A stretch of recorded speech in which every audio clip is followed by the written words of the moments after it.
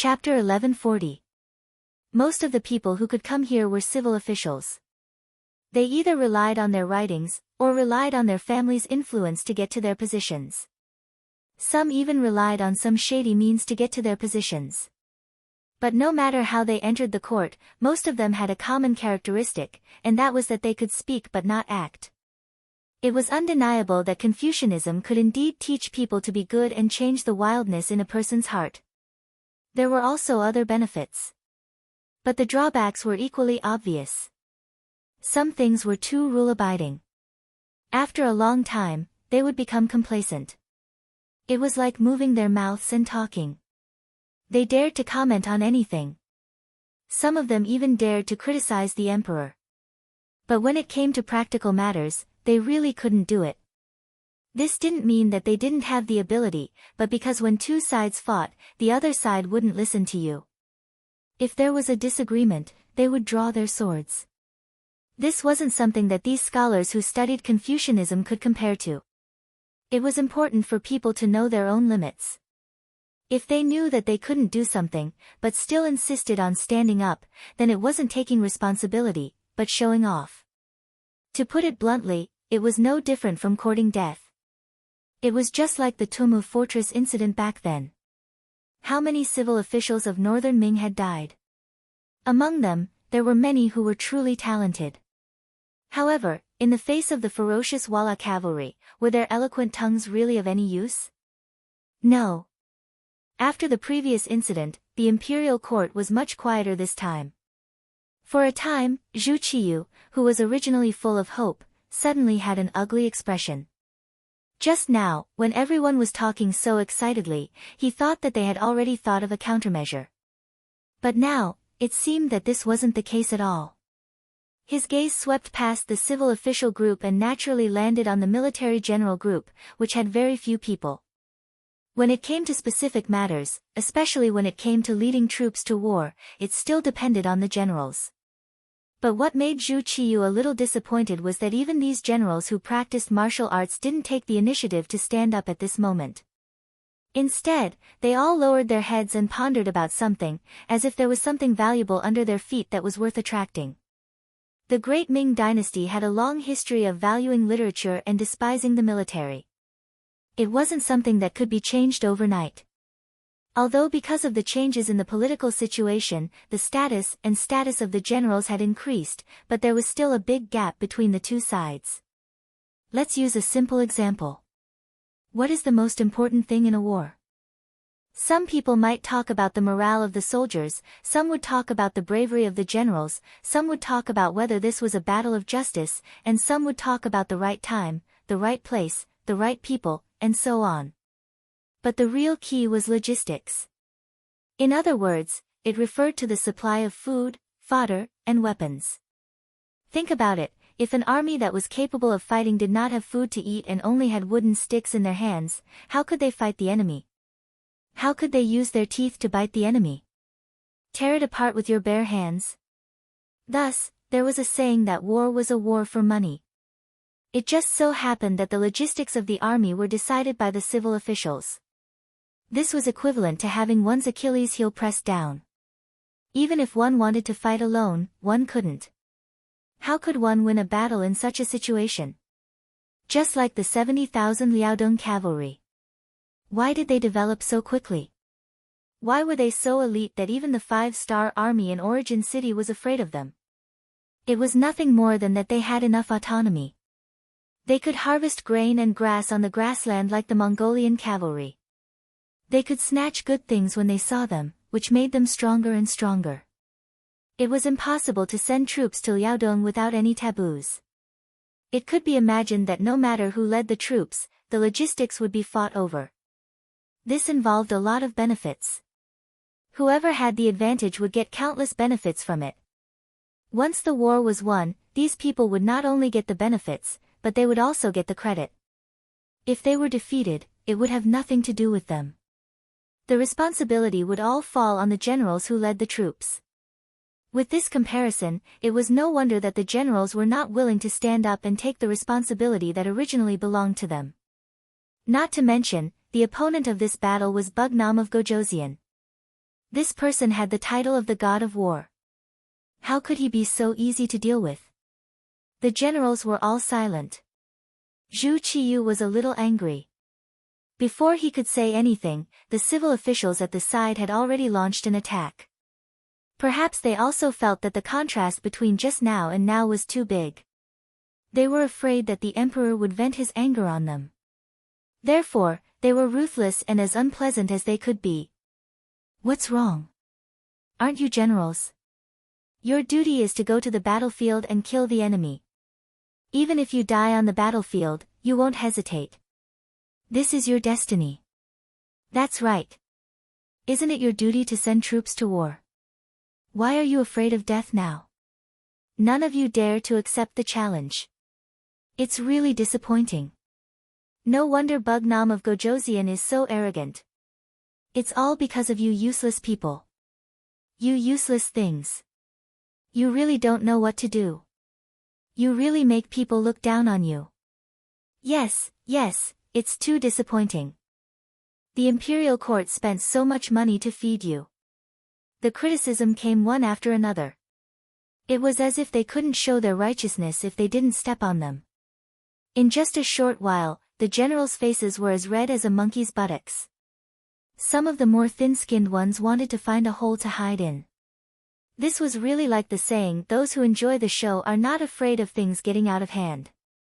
Faced with the criticism of the entire civil officials, a general called Li Tong finally couldn't take it anymore. As a second-grade general in the imperial court, he naturally had his own personal pride. Especially now that the status of a general was rising step by step, he was very optimistic about the future. More than once, he had told the other generals in private that spring was coming for the generals. But now, before he could achieve his goal, he was being slandered in such a way. He was really angry.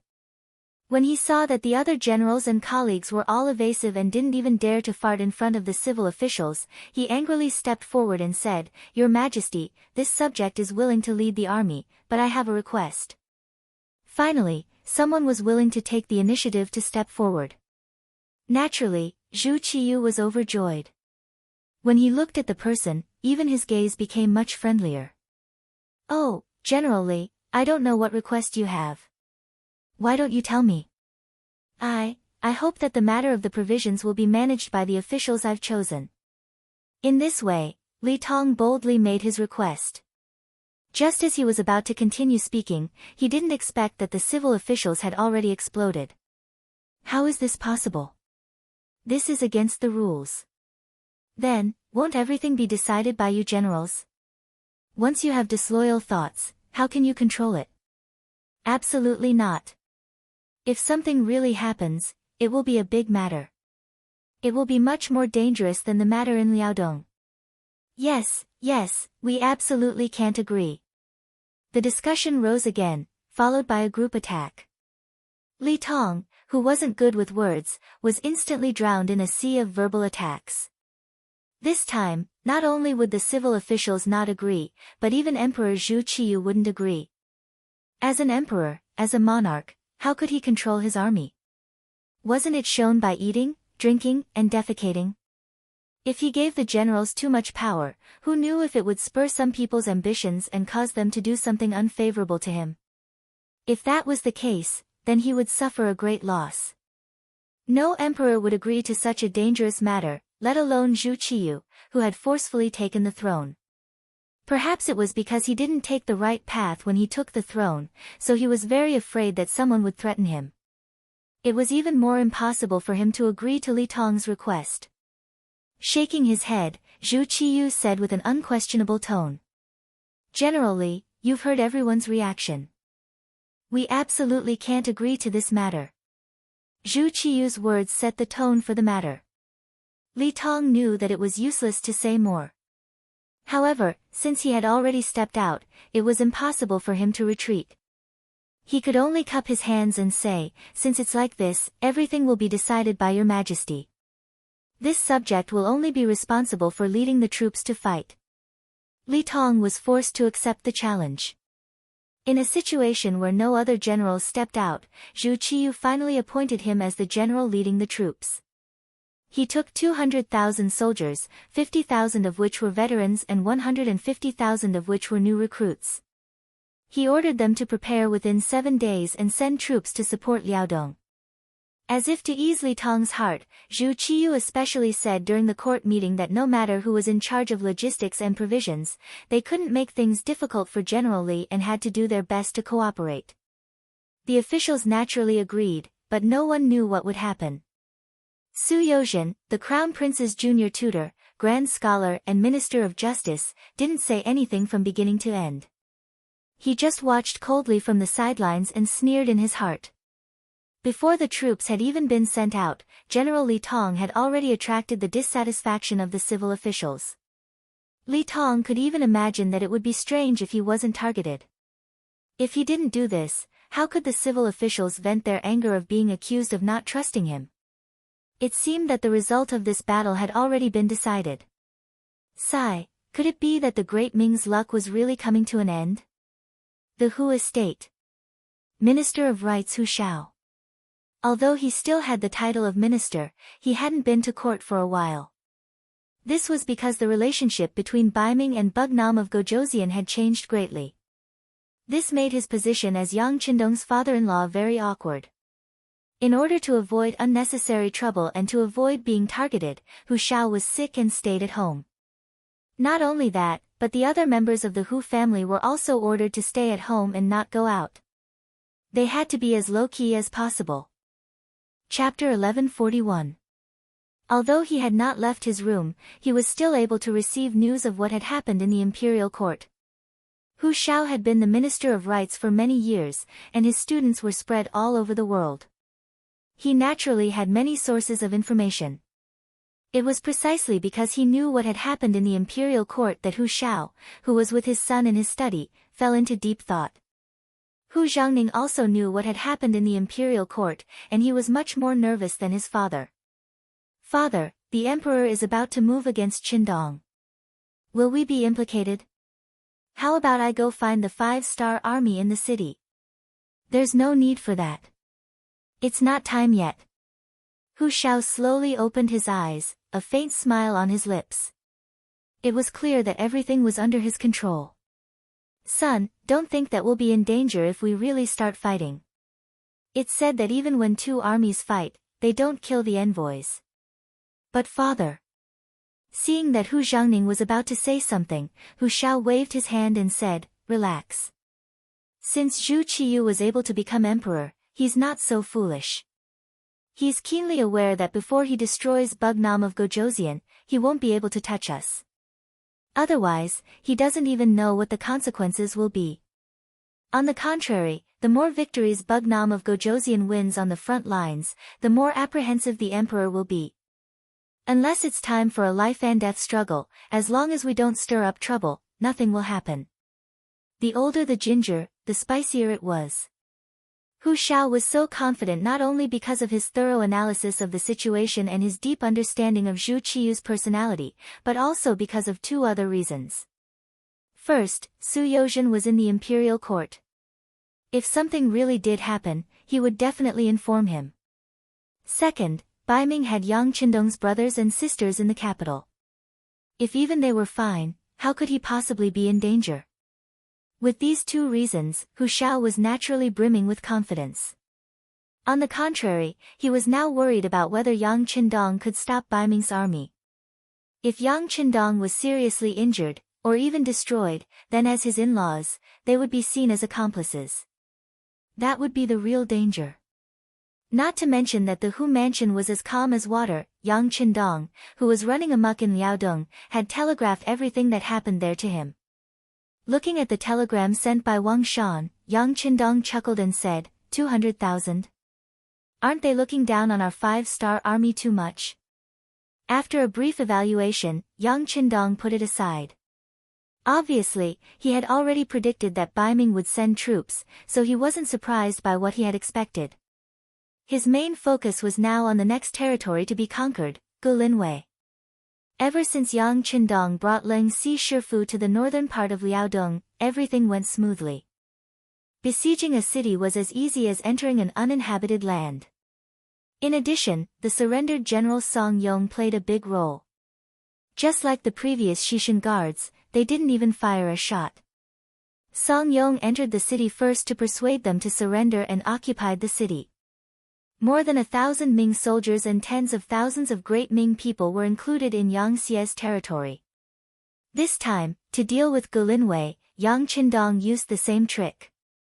Song Yong volunteered to go first, and once they occupied the city, it was tantamount to opening the southwest gate of Ganduxi's headquarters. They weren't far from their goal. Young Master, Hai Si Shifu sent a telegram. They have entered Kuwu Island, Sakhalin Island in the future, along the waterway. After a fierce battle, they successfully occupied it. Beta Persei brought a telegram that he had just received to Yang Qindong's temporary tent. Good.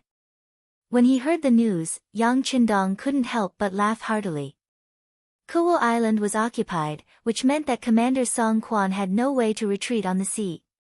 He had to either fight with him or surrender. There was no third choice. As if confirming the saying, good things come in pairs, not long after, Song Yong also rushed back. Along with him was Gulinwei's Grand Xian Huzhe. Obviously, he had been persuaded, and this time, he was here to surrender. Similarly, it didn't take much effort to capture Gulinwei. Yang Qindong was one step closer to achieving his goal of capturing Liaodong.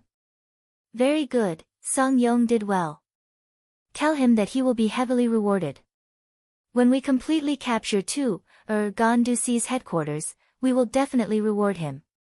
Yang Qindong said with a smile. Although Song Yong was a surrendered general and his ability to fight was not very good, his eloquence was not bad. He was also a talent. Yang Qindong had already thought about it. After the war, he would send him to the Ministry of Foreign Affairs. He should be able to play a big role. After Gulinwei was taken down, the next target would be the Fushan Guards, which was the Turlinwei Guards headquarters. Once they took down this place, they would be able to directly face the highest level of power in the Liaodong region. If they could take down this place without shedding any blood, it would be perfect. Beta Persei passed the message to Song Yong. Song Yong was naturally excited. He originally thought that he was just a surrendered general and would never have the chance to raise his head in this life. He didn't expect that he would be able to enter the eyes of Bugnam of Gojoseon. Thinking about his future, he decided to continue to make contributions. So after returning to the barracks to rest for a night, he continued to rush forward and went straight to Ganduxi's headquarters. Yang Qindong led the army through Gulinwei early the next morning. At this time, it was already May. The weather was getting warmer and warmer. After the snow melted, the speed of the army's advance was also a lot faster. 2 days later, Song Yong sent news that Ganduxi's headquarters was already empty. Whether it was the soldiers or the people in the headquarters, they had all disappeared. They should have all gathered in Ganduxi's headquarters, so Song Yong directly went to Ganduxi's headquarters in the Liaodong region. Another 5 days passed. When Yang Qindong led the army to Ganduxi's headquarters, bad news came. The cavalry scouts reported that Song Yong's head was hung on the city wall of Ganduxi's headquarters. As soon as the news reached Yang Qindong's ears, he was shocked and furious. Although Song Yong was a surrendered general, he was now representing the 5-star army. As the saying goes, envoys should not be killed in a war. Song Yong was killed just like that. This was clearly a slap to the 5-star army's face. It was a slap to the Bugnam of Gojoseon's face. Young master, Song Yong can't die just like that. This is clearly looking down on our 5-star army. Let's fight. Beta Persei's eyes were shining as he spoke. Along the way, he originally thought that there would be a big battle to fight. This was the time to show off his skills. He didn't expect things to go so smoothly. Originally, he thought that Ganduxi would surrender. Although he would be happy, he didn't go to the battlefield after all. But now, Song Yong was killed. This was clearly a demonstration by the Baiming generals of Tu, Gandu. If he didn't kill this trend, who would take the 5-star army seriously in the future? Yang Qindong didn't answer immediately.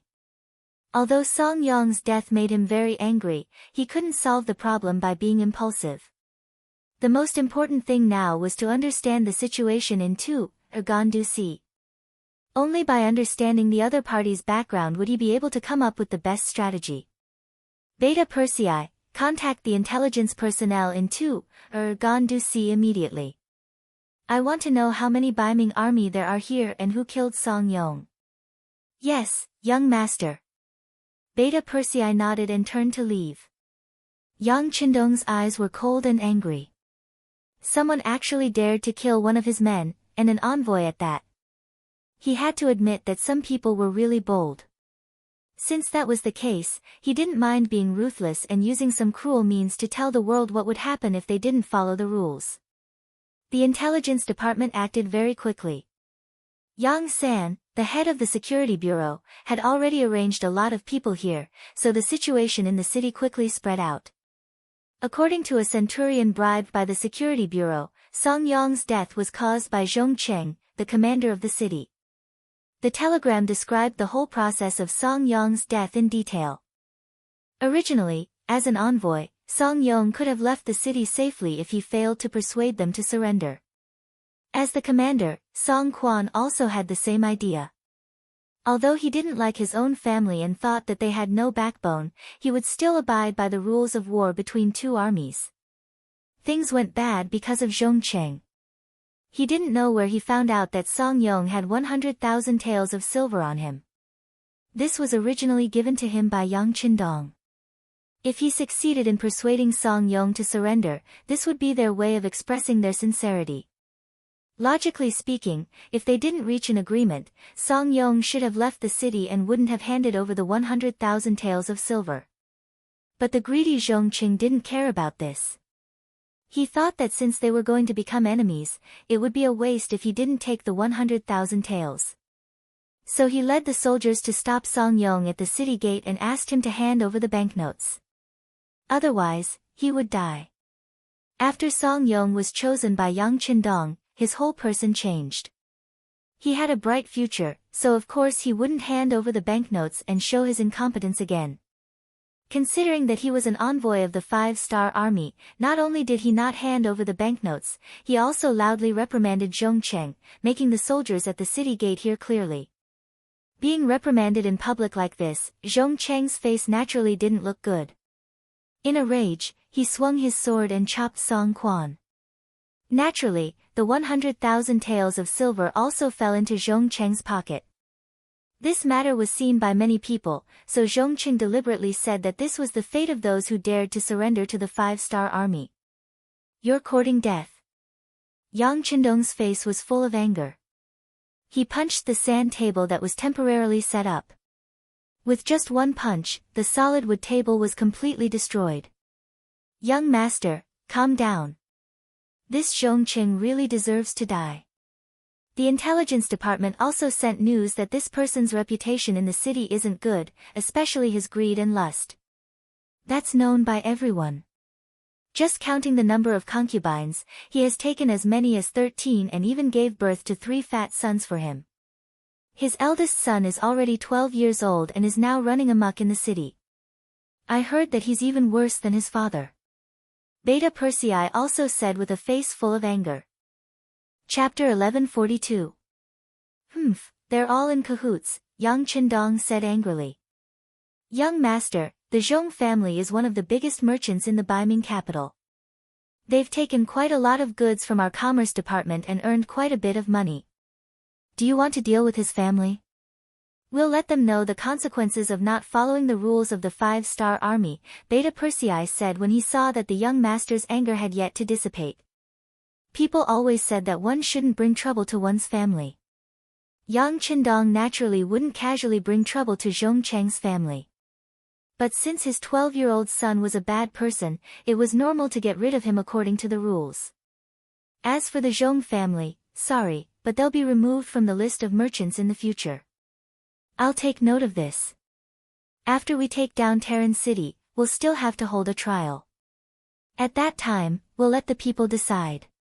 If Zhongqing really didn't teach his son well, it's better to get rid of him as soon as possible. Yang Qindong didn't say it explicitly, but he didn't object. This was enough to explain everything. Dealing with Zhongqing would have to wait until they took down Terran City. The most important thing now was how to take down the city.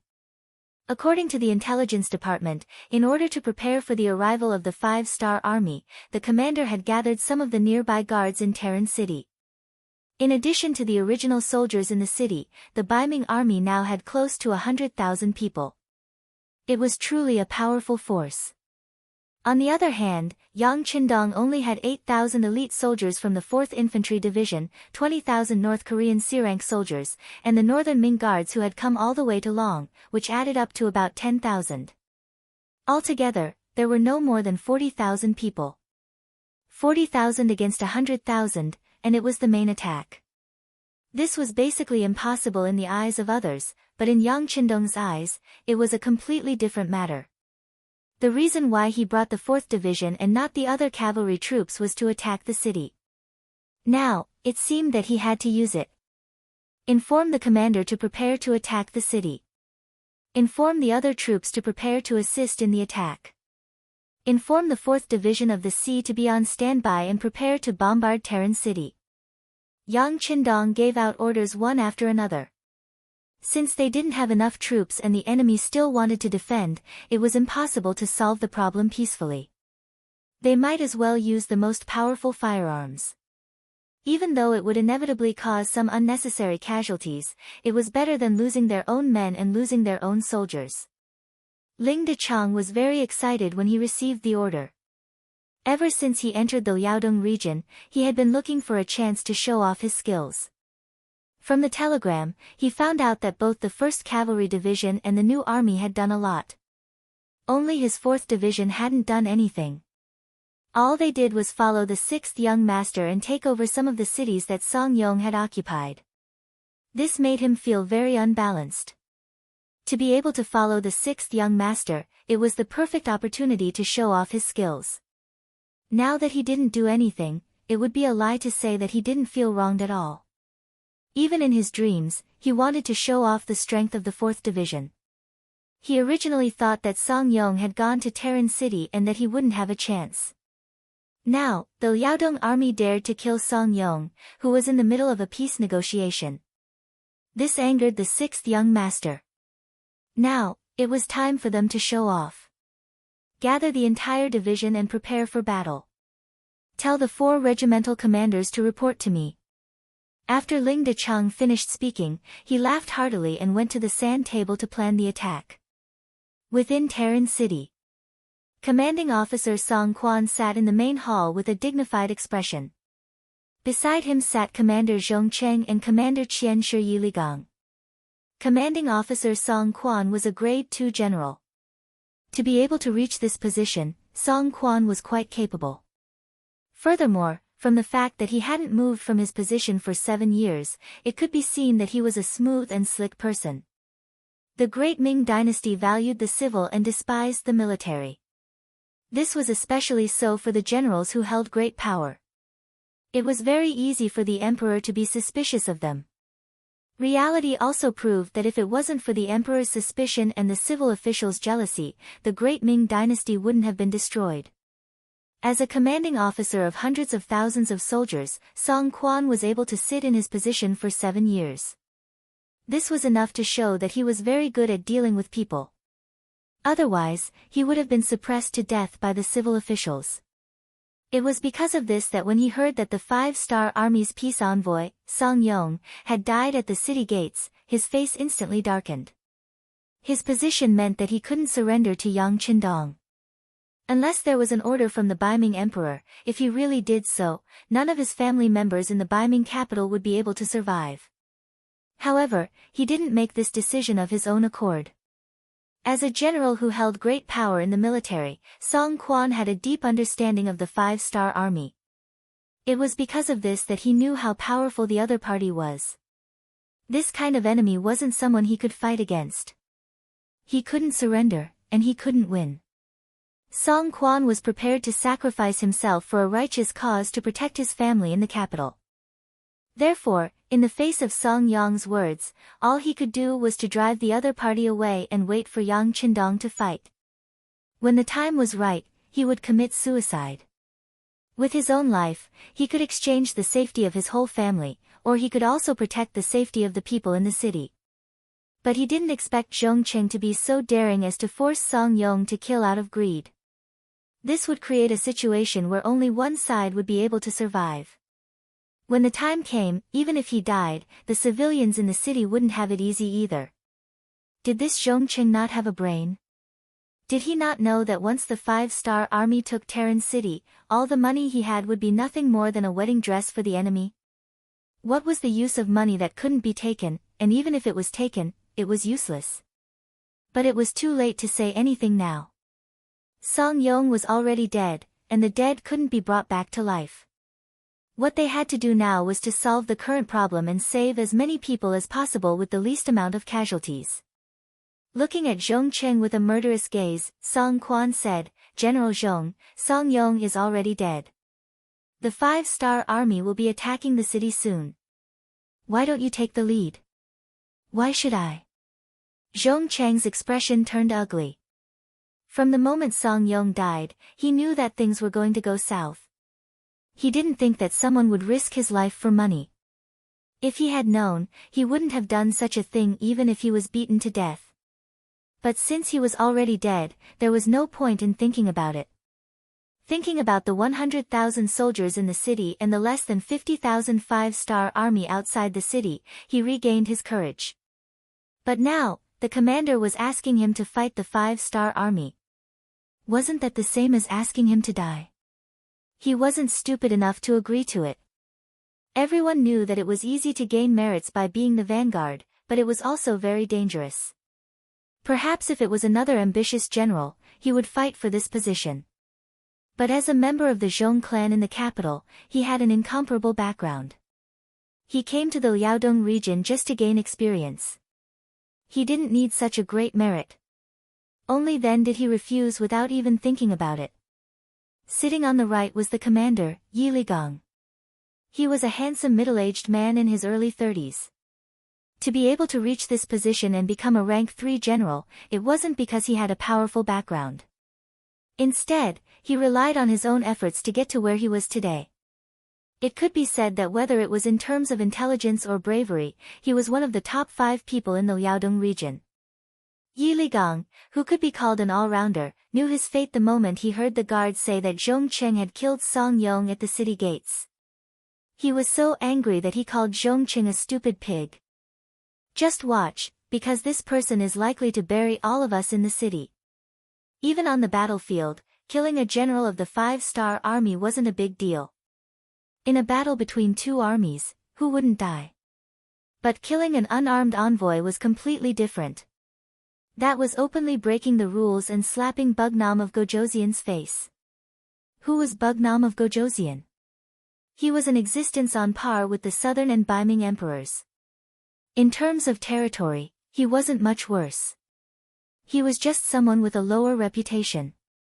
How could such a person be so easy to provoke? Who was Zhong Qing? His family had some reputation in the capital and he had made some money in the past few years. Did he really think that he was invincible and could do whatever he wanted? Did he think that he could kill people without following the rules? From that moment on, Yi Ligang had sentenced Zhong Qing to death. And now, Zhong Qing was openly disobeying the commander's orders. Yi Ligang didn't know what to say about this person. It seemed that the word stupid wasn't enough to describe him. Sure enough, as soon as Zhong Qing refused, Song Quan flew into a rage. "General Zhong, do you think I'm negotiating with you? Let me tell you, this is a military order. If you don't obey, you will be punished according to military law." The so-called punishment according to military law was beheading. Zhong Qing, who felt that things were not going well, pointed at Song Quan and said, "Commander, you can't do this. Over the years, our Zhong family has given you a lot of money." "Shut up. If you dare to mess around, you will be slapped 30 times, Song Quan said angrily. That's right. Over the years, he had been able to secure his position because he had given a lot of money to the higher-ups. He had no choice but to do so. If he hadn't done so, he would have been schemed against by others. Among them, the Zhong family had paid a lot of money. If it was in the past, even if it was because of this, he would not do anything to Zhongcheng. But now, seeing that Tren City was about to fall and he was about to die, how could he still be threatened by Zhongcheng? Chapter 1143. Zhongcheng finally shut his mouth after hearing Song Quan's 30 slaps. He could tell that Song Quan was going to abandon him. Now that he was under someone else's roof, he had no choice but to lower his head. He thought to himself that when he had the chance to spread the news, he would definitely tell his family about this. After that, he could only reluctantly agree. Since Commander has given the order, Zhongcheng will follow it. I will go and arrange for people to defend the city. Zhongcheng walked out of the hall, leaving Song Quan and Yi Ligang behind. Thinking about the unfavorable situation, Song Quan asked, Commander, I'm afraid that Zhongcheng alone won't be able to stop the 5-star army's attack. I heard that the 4th Infantry Division is mainly armed with firearms. Yes, how could I not know that I can't stop them? But do we have a choice? Song Quan slowly opened his eyes and said with a sigh. Then, as if he thought of something, he looked at Yi Ligang and said, You are different from me. You are an orphan, your parents are long gone, and your wife is newly married. She is currently in Terran City. The court doesn't have any evidence against you, so you don't have to die like you. With your ability, even if you join the 5-star army, you will have a bright future. Lord Commander, I've never had such thoughts. Yi Ligang hurriedly explained. Song Quan interrupted him and said, All these years, how could I not know what kind of person you are? It's just that there is no need to make unnecessary sacrifices. Moreover, Bugnam of Gojoseon is indeed a dragon among men. I know that he is very good to the Han people, so he should be good to the Han generals as well. With him, the Han people's status will be higher and their lives will be better. Isn't this what we want to see? Sigh, if it wasn't for my family, I would also consider joining the 5-star army and fight for Bugnam of Gojoseon, fighting for the Han people's future. Yi Ligang would never have thought that Song Quan would be the one to say such heartfelt words. For a moment, he was stunned and didn't know what to say. Just like what Song Quan said, Yi Ligang had a good impression of the 5-star army. Especially after learning about their deeds from various intelligence reports, he admired them even more. However, due to his identity and faction, he had no choice but to hide it in his heart. Now, the choice was right in front of him. He had gone from being a bystander to being in the situation. It would be a lie to say that Yi Ligang did not have any ideas about where to go from here. However, when he thought about how everything he had today was all because of Song Quan's recommendation, he could not let down this benefactor in his life. And now, it was this noble person who was advising him to surrender to the enemy. His heart, which had been suppressed, began to stir again. Yi Ligang did not immediately object, which was equivalent to expressing his attitude. How could Song Quan not know? He continued, Ligang, it's not that I don't have any selfish motives. You know, my family is in the capital. When I'm around, naturally, no one dares to bully them. However, once I leave, it's hard to say. If one day, and I'm saying if, you have a firm foothold among the 5 stars, please help my family if possible. This is also my last request to you. Commander, please don't say that. If I can survive this time, your family will be my family, and your parents will be my parents. Yi Ligang immediately swore. Good, good. Song Quan patted Yi Ligang's shoulder with a gratified expression. The last worry in his life had been removed, and he could finally go without worry. Outside the city, Ling Dechang called the 4 commanders under him over and seriously discussed the plan to attack the city. It wasn't easy to get a chance to attack, and everyone's opinion was surprisingly unanimous. They were not in a hurry to attack the city. First, They would scare the enemy and let them know that sometimes, it wasn't easy to die even if they wanted to. 4 hours later, after the 4th Lu Division was fully prepared to attack the city, the first gunshot rang out. With the Type 95 firearms that could easily fire from 300 to 400 meters away, when the gunshots rang out, the Ming soldiers guarding Terran City became live targets.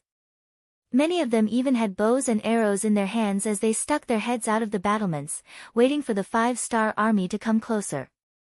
Bullets flew over and accurately hit their bodies. This was simply an unfair and unequal battle. One side could attack as they pleased, while the other side could only passively take a beating. They couldn't even see the appearance of their opponents clearly, but hundreds of Bai Ming soldiers were hit. Some died on the spot, while others were injured by gunshots and fell to the ground screaming in pain. If they died, then so be it, everything would be over. But those who were injured by gunshots, when their cries of pain rang out from the battlements, the shock it brought to their comrades was so great that it completely exceeded the expectations of the defending general, Zhong Cheng. He originally thought that with the advantage of numbers, they would be able to fight evenly with the 5-star army. In addition, they had the higher ground and were relying on the city walls, so it wasn't impossible for them to push back the 5-star army. But after this exchange, Zhong Cheng realized how wrong he was. As the headquarters of the new, Gandu, it was where the commander was located. Bei Shi also placed great importance on it, and once sent people to send over 200 firearms. They had always been treated as treasures and kept in the armory. This time, Zhong Cheng even took them out, wanting to properly display their power. But after this exchange, these seemingly treasured firearms were completely useless, unable to pose any threat to the 5-star army. They couldn't even attack from a certain distance, so how could they display their power? Zhong Cheng, who was on top of the city gate tower, saw that more and more soldiers were dying and the number of injured was increasing. The soldiers guarding the city were terrified because of this. More and more soldiers hid behind the city gate tower and didn't even dare to show their heads. Zhong Cheng couldn't help but be furious. He loudly ordered everyone to shoot arrows outside the city. Since the general had given the order, the soldiers below didn't dare to disobey. Helpless, they could only risk their lives and shoot arrows outside. But very quickly, those who showed their heads didn't have a good ending. Out of 10 people, at least half of them were hit or injured, and the remaining half had their arrows shot to God knows where, unable to pose any threat to the outside world. Under the constant orders, the number of injured and dead increased, and the morale of the Bai Ming army continued to drop. Having completely lost the initiative, the Bai Ming army could only take a beating and hide. Outside of Terran City, the 4th Master Lu's attack shocked everyone. Behind them, the 20,000 North Korean soldiers who were preparing to attack, as well as the 10,000 Bai Ming soldiers who surrendered along the way, were also shocked. They originally thought that with the enemy's high walls and the commander personally leading the attack, this attack would be extremely difficult, and who knew how many lives would be lost here. This was especially true for the Bai Ming soldiers who had surrendered. Thinking about how they had just escaped from the tiger's den and into the wolf's den, they felt extremely uncomfortable. But who would have thought that when the attack started, the situation would be one-sided? The Terran City Bai Ming soldiers, who had the advantage in numbers, didn't even have the ability to retaliate. When this scene fell into everyone's eyes, many of the soldiers were extremely excited. The situation on the battlefield was completely out of their expectations, and it gave them hope, a chance to perform meritorious deeds. General, the North Korean soldiers and the Bai Ming army who surrendered are asking if we can attack the city now. Ling Dechang was still smiling as he watched his soldiers flaunt their might when the messenger walked over and reported. There's no rush, there's no rush. Ling Dechang waved his hand and laughed, tell them that it's not time for them to attack yet. Let's fight for a while longer and completely destroy their morale. That's when we'll be able to win this battle, ha ha ha. Ling Dechang was very familiar with his weapons, and he was even more familiar with the power of his weapons. He knew that if he wanted to obtain the greatest victory with the smallest price, he couldn't rush it. In any case, he had brought a lot of bullets with him this time, so he treated it as giving the soldiers a chance to shoot. They didn't charge, and bullets continued to fly. 4 hours later, the sky turned dark and everything became quiet. More and more injured soldiers were carried down from the city walls. Cries of pain and anguish could be heard everywhere. When the Beiming soldiers who hadn't entered the battlefield heard this, their faces turned pale and their expressions changed greatly. Facing an enemy who could easily kill you from a distance without even facing you head-on, they didn't have much of a chance of winning. They all thought in their hearts, if it were them, how much confidence would they have in winning? The commanding general, Zhong Cheng, also had a dejected look on his face. He originally thought that with his advantages, he would be able to fight on par with the 5-star army.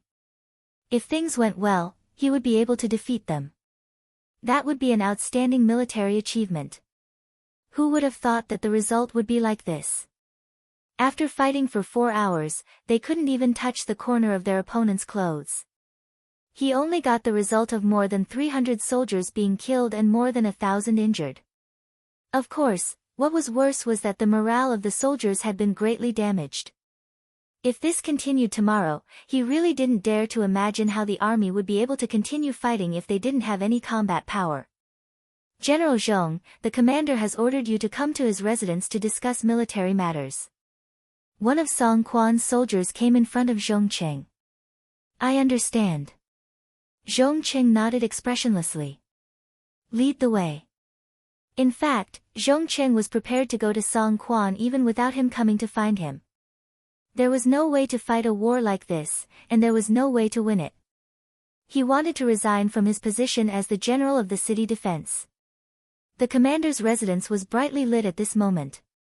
When Zhong Cheng arrived, he saw a busy scene. He saw many people walking in and out, and they were carrying all kinds of things in their hands. It felt like they were moving house.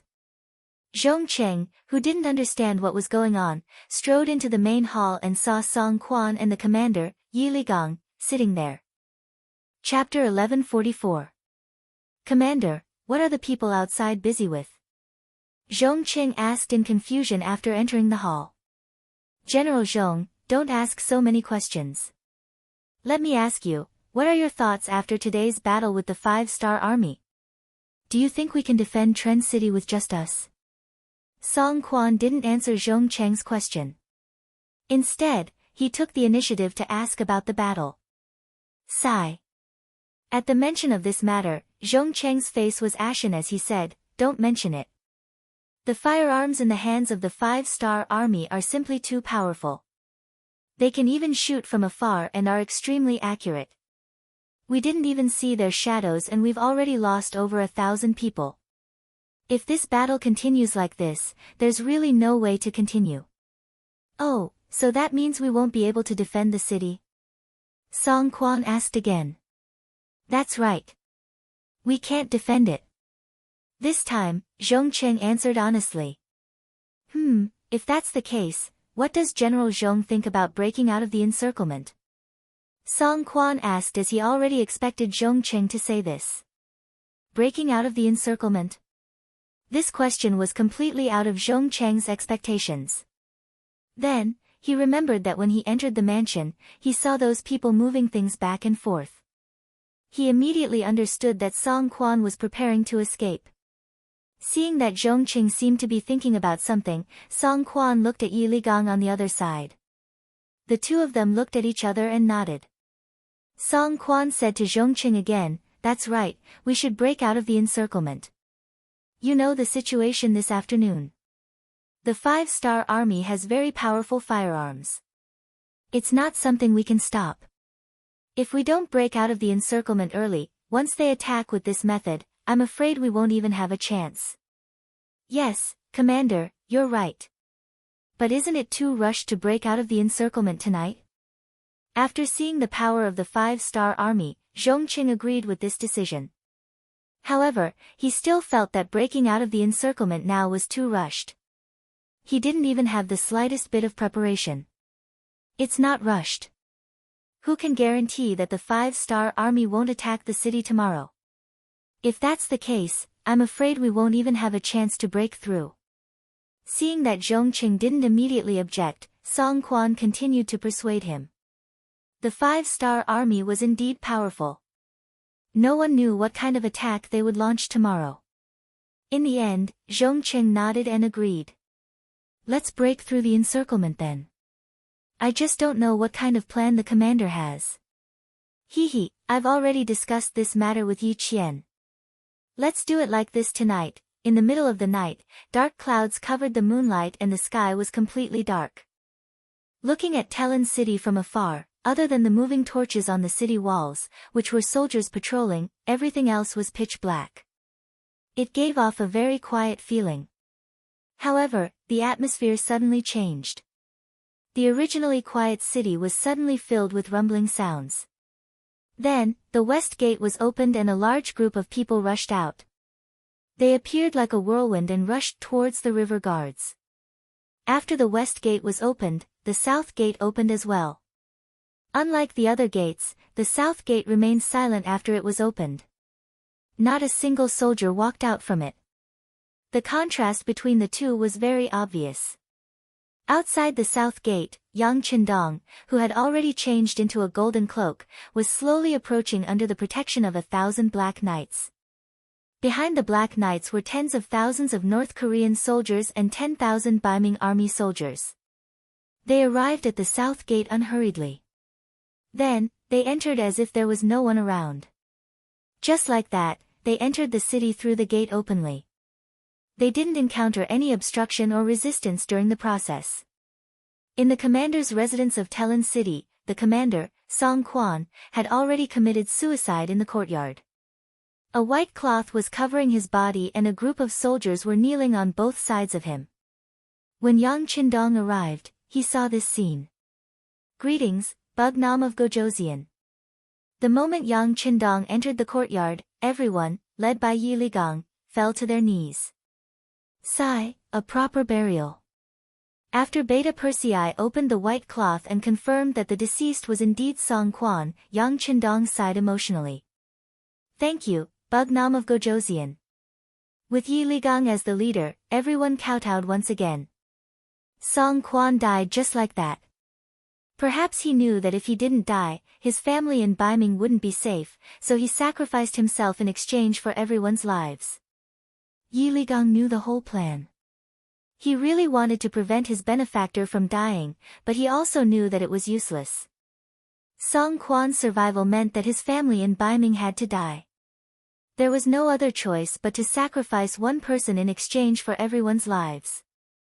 And before Song Quan died, he still did a lot of things.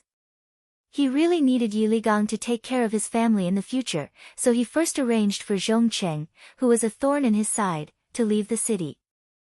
Then, he handed over all the military and political power to Yi Ligang, and then died peacefully. After Yi Ligang learned of the plan, he secretly sent someone to contact Yang Qindong. This was how the 5-star army safely entered the city and took over everything. You're Yi Ligang. Let's talk inside. Yang Qindong already knew everything that had happened. He couldn't do anything about Song Quan's choice, but he also admired him. He was full of curiosity about Yi Ligang. What kind of person could make Song Quan sacrifice himself to protect him? Could he really guarantee that Yi Ligang would fulfill his promise after his death? In the main hall of the commander's residence, Peng Yu, Ba Daojiang, and the others, who had transformed into Long Wei, carefully inspected the place.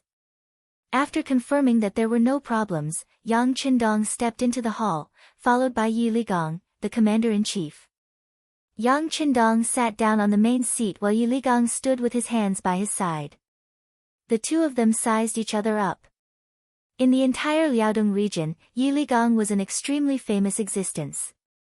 He was different from Tong Long. Although he was extremely courageous, he had relied on the help of his family to get to where he was today. Yi Ligang had relied entirely on himself. He had relied on his ability to wield both the pen and the sword to reach the position of commander-in-chief. For this reason, when the Liaodong cavalry was established, Fang Dingshan had personally appointed him as his deputy, but Song Quan had stopped him in the end. How could such a person not attract Yang Qindong's attention? Originally, he had wanted to see his ability in the Battle of Terran City, but he hadn't expected that the other party would surrender without even putting up a basic resistance. Of course, it was a good thing that he could take the initiative to surrender to him. Subduing the enemy without a fight, this was the highest level of victory in battle. And the person behind all of this was Yi Ligang, so Yang Qindong was naturally very interested in him. Bugnam of Gojoseon, the surrendered general has a request. While Yang Qindong was sizing up the other party, Yi Ligang had already knelt down on the ground again. How dare you? Beta Persei shouted from the side, you're just a surrendered general, what right do you have to make a request? Yes, the surrendered general knows that he's not qualified, but I hope that Bugnam of Gojoseon will agree to this request. Thump, thump, thump. His forehead hit the ground 3 times in a row, and soon blood flowed from his forehead. It was obvious that he had used a lot of strength. Let's hear it. Yang Qindong stretched out his hand to stop Beta Persei's next action and looked at Yi Ligang, who was kneeling on the ground, with interest. Now that he had a chance to speak, Yi Ligang said, Bugnam of Gojoseon, Commander Song committed suicide to save the people of Terran City from the flames of war. If there's a chance one day, please clear his name. Thank you. When he sent a secret envoy to Yang Qindong to beg for surrender, he had said not to make things difficult for the people of Terran City. At that time, Yang Qindong had also agreed. However, he didn't say anything about clearing Song Quan's name. Now that Yi Ligang had suddenly brought it up, even Yang Qindong frowned slightly after hearing it. General Yi, why didn't you mention this when you sent people to beg for surrender? Reporting to Bugnam of Gojoseon, when Commander Song was still here, everything was led by him. There are some things that a surrendered general can't say clearly. The secret envoy in charge of the surrender was arranged by Song Quan. Of course, he wouldn't mention clearing his name after death. In fact, he didn't even think about such a thing. What he cared about was the safety of his family in the capital and the hundreds of thousands of soldiers and civilians in Terran City. Since Song Quan didn't mention it, Yi Ligang couldn't not mention it. Now that he had the opportunity to talk to Yang Qindong, he brought it up. Yang Qindong nodded slightly with a look of understanding. Then, he looked at the kneeling Yi Ligang and asked with a smile, you want this king to clear Song Quan's name? Aren't you worried that this king will be defeated and killed one day? If that's the case, clearing his name will be meaningless. There was a prerequisite for clearing Song Quan's name, and that was that Yang Qindong could succeed. Otherwise, not only would the matter of clearing his name be a joke, it would also bring great trouble to Song Quan's family. No. Although the surrendered general only lives in a remote corner, he has long heard of the 5-star Army's love for the people. A king who cares about the people of the world, how can his future be limited? This surrendered general boldly believes that the world will eventually belong to Bugnam of Gojoseon. Yi Ligang was also smart. He took the opportunity to explain and flatter Yang Qindong. Bootlicker. Beta Persei, who was standing at the side, said softly. How could these words escape the ears of Yang Qindong, who had entered the quasi-grandmaster realm? However, he didn't care. Instead, he chuckled and asked, General Yi, you said that this king cares about the people in his heart. Are the Bai Ming Emperor and the Southern Ming Emperor not the same? It's not the same. Yi Ligang shook his head. If he was still the Bai Ming commandant, there were some things that he couldn't say even if he thought about it. Otherwise, it would be a choice, and it would be treacherous. But now, since he had chosen to surrender to the 5-star army, he naturally didn't have any concerns. Chapter 1145. The emperor of the Great Ming dynasty talks about the safety of the people, but in reality, it is only for the stability of the regime. In their eyes, the officials and the major clans of the world are seeking benefits, finding a balance between them, and consolidating the regime. Bugnam of Gojoseon is indeed different. Because of your appearance, the status of the Han people in the world has been raised by more than one level. This can be seen from yesterday when you only besieged the city and did not immediately attack. Based on this point, the surrendered general believes that you are a sincere ruler. After Yi Ligang finished speaking, he once again knelt on the ground, as if he had said all that he should say and would let Yang Qindong deal with him. The words just now were indeed the words of Yi Ligang's trusted aide. But how could it not be a representation? Presumably, in the entire Great Ming dynasty, there should be many generals with such knowledge. When Yang Qindong heard this, he was naturally gratified. At least there was someone who understood what he did. Good, I have to say, General Yi, your words really made me happy. Since that is the case, I will agree to your request. Once this prince has enough ability, I will definitely clear General Song Quan's name. And as you said, this prince does not want to see the Han people and the Ming army kill each other. There are still many cities in the Liaodong region that have not been captured. I don't know if you can do your part to help this prince. Yang Qindong took a fancy to Yi Ligang's identity as a commander. It would be more convenient for him to do some things than the dead Song Yong.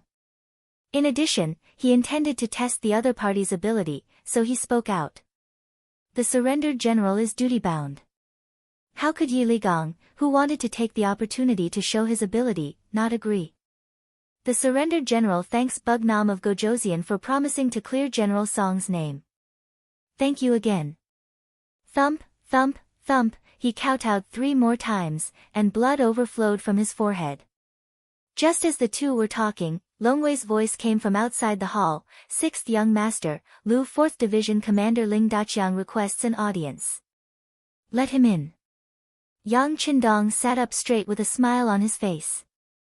After a dozen breaths of time, Ling Daqiang entered the hall with a wooden box in his hands. He knelt down in front of Yang Qindong, who was wearing a golden cloak. 6th Young Master, I was able to accomplish my mission. Zhong Cheng has been killed. This is his head. Poor Zhong Cheng, he didn't even know that he had been betrayed. They thought that Song Quan had really given the order to break out of the encirclement, but unbeknownst to them, not too far away from the southern gates, the Lu 4th Master teachers were already lying in ambush. As soon as they appeared, they would surround them and eliminate them. How could Zhong Cheng know about this? He was still happy that he was about to escape from danger. Following that, gunshots rang out and everything ended. Zhong Cheng was dead. Not only that, but his family members who followed him out of the city didn't end up well either. Most of them were captured, and his evil youngest son was also killed in the chaos. It could be said that they had avenged Song Yong. Yang Qindong didn't look at the head in the wooden box. Instead, he sighed and said, release the news that Zhong Qing secretly escaped from the city and created an opportunity for the 5-star army to enter Terran City. After a series of resistance, Yi Ligang was captured and Commander Song Quan died in battle. As soon as Yang Qindong said this, Yi Ligang, who had just stood up, revealed a grateful expression.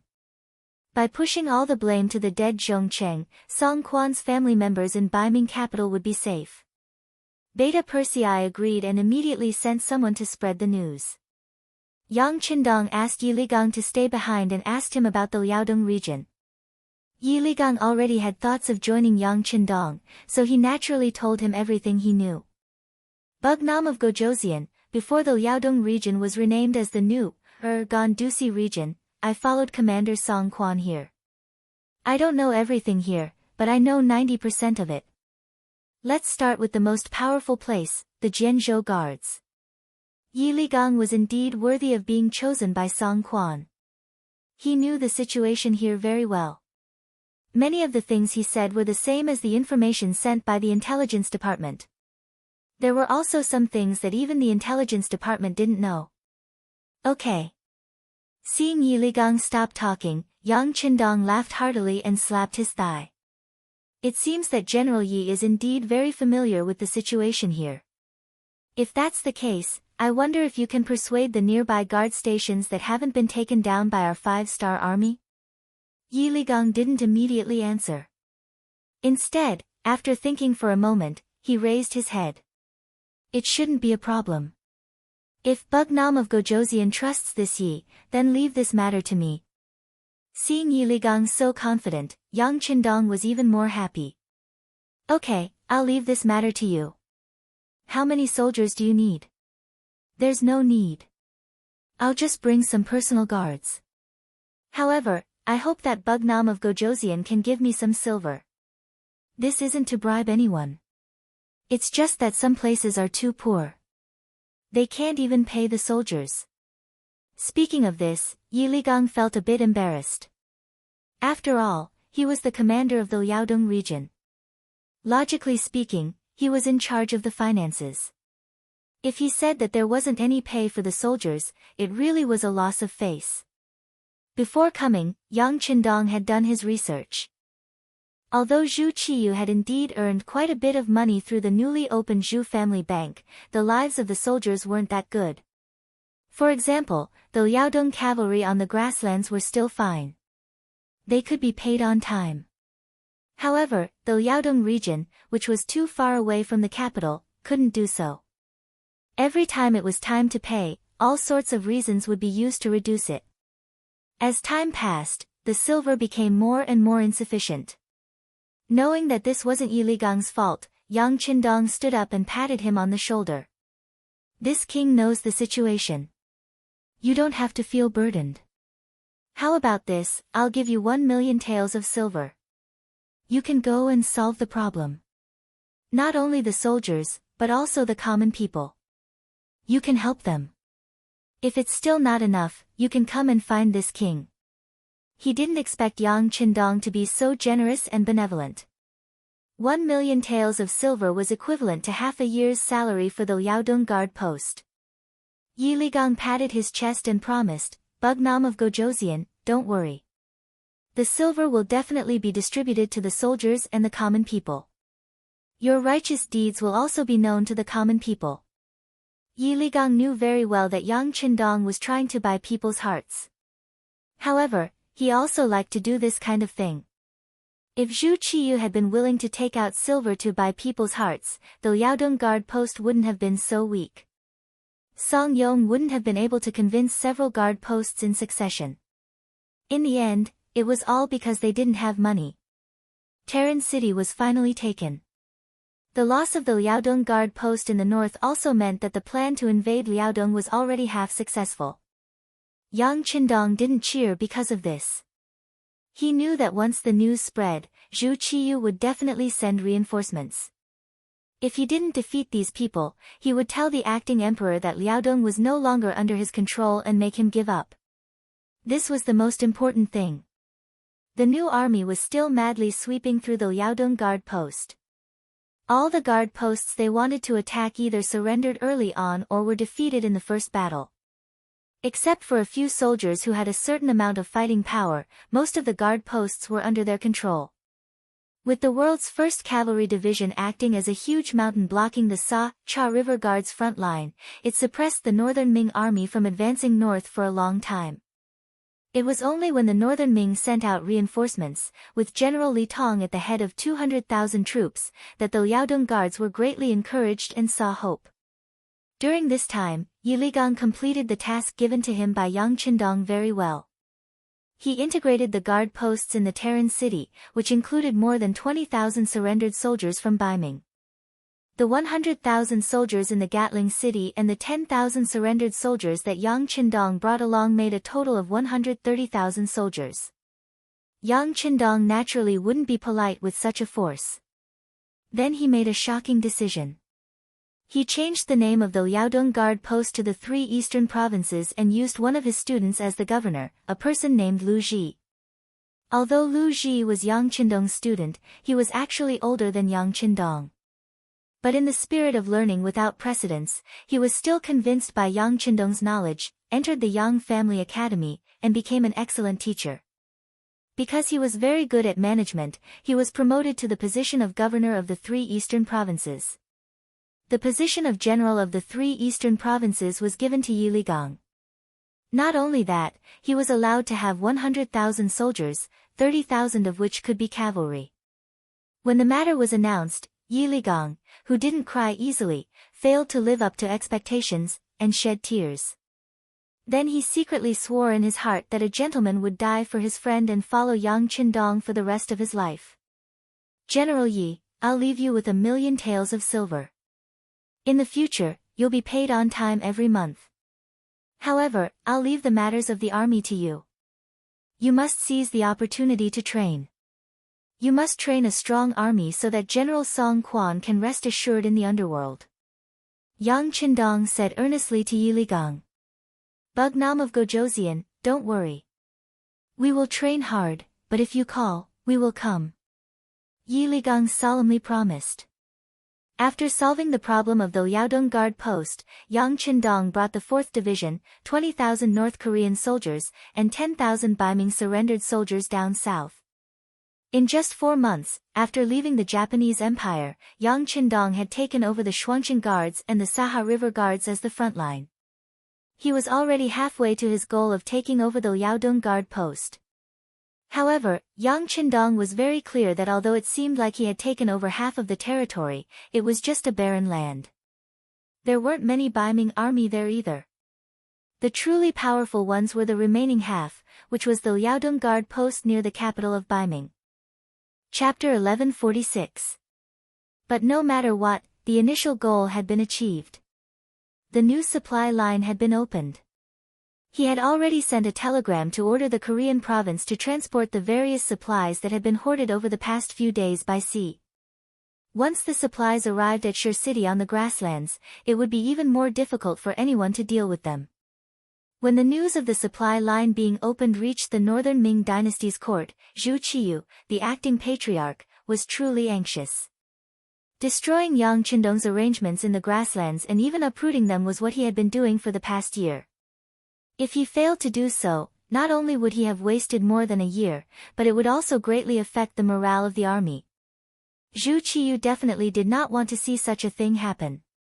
Although he was not fully prepared, he still sent an order to the Baiming commander Shi Heng on the grasslands front line. He ordered the Walla army's troops, Yes Hen, to go to Shur City.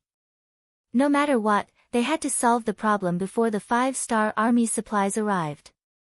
At the same time, Zhu Qiyu sent someone to quickly inform General Li Tong, who had already sent troops and was about to reach the Liaodong region.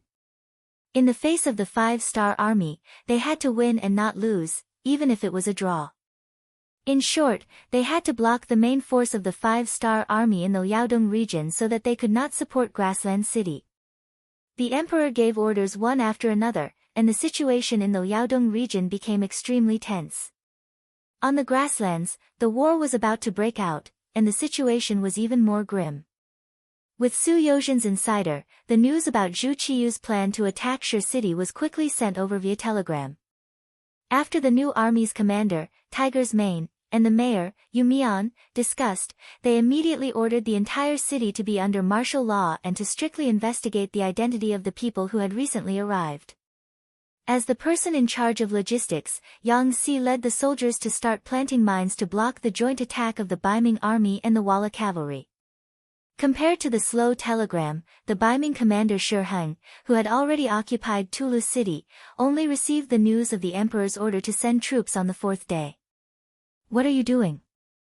We'll attack immediately. Our army hasn't been fully assembled yet, and our provisions haven't arrived yet. Shi Heng looked at the imperial edict in front of him with dissatisfaction. However, when he saw Zhu Qiyu repeatedly say, urgent, at the end of the imperial edict, he knew that there were some things that he could not decide. Forget it. Send out the troops. Order the general at the vanguard to take 20,000 soldiers and leave first. We'll talk about it after we've created some momentum. Shi Heng only did this because he wanted to complete the decree. He wanted to create some momentum to complete his task. However, what he didn't expect was that not long after the vanguard army left Talu City, they were ambushed by a new army before they even reached the beginning city.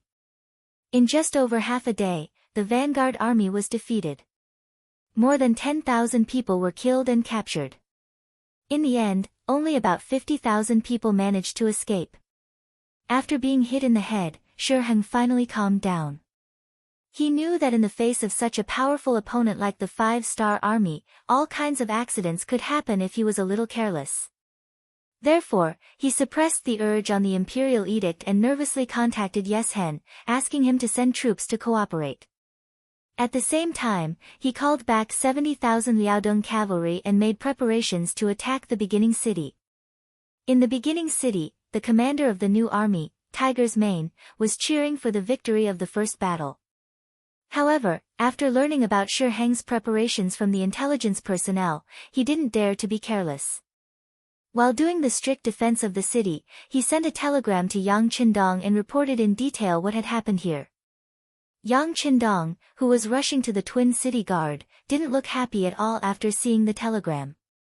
Instead, his eyebrows were knitted together again.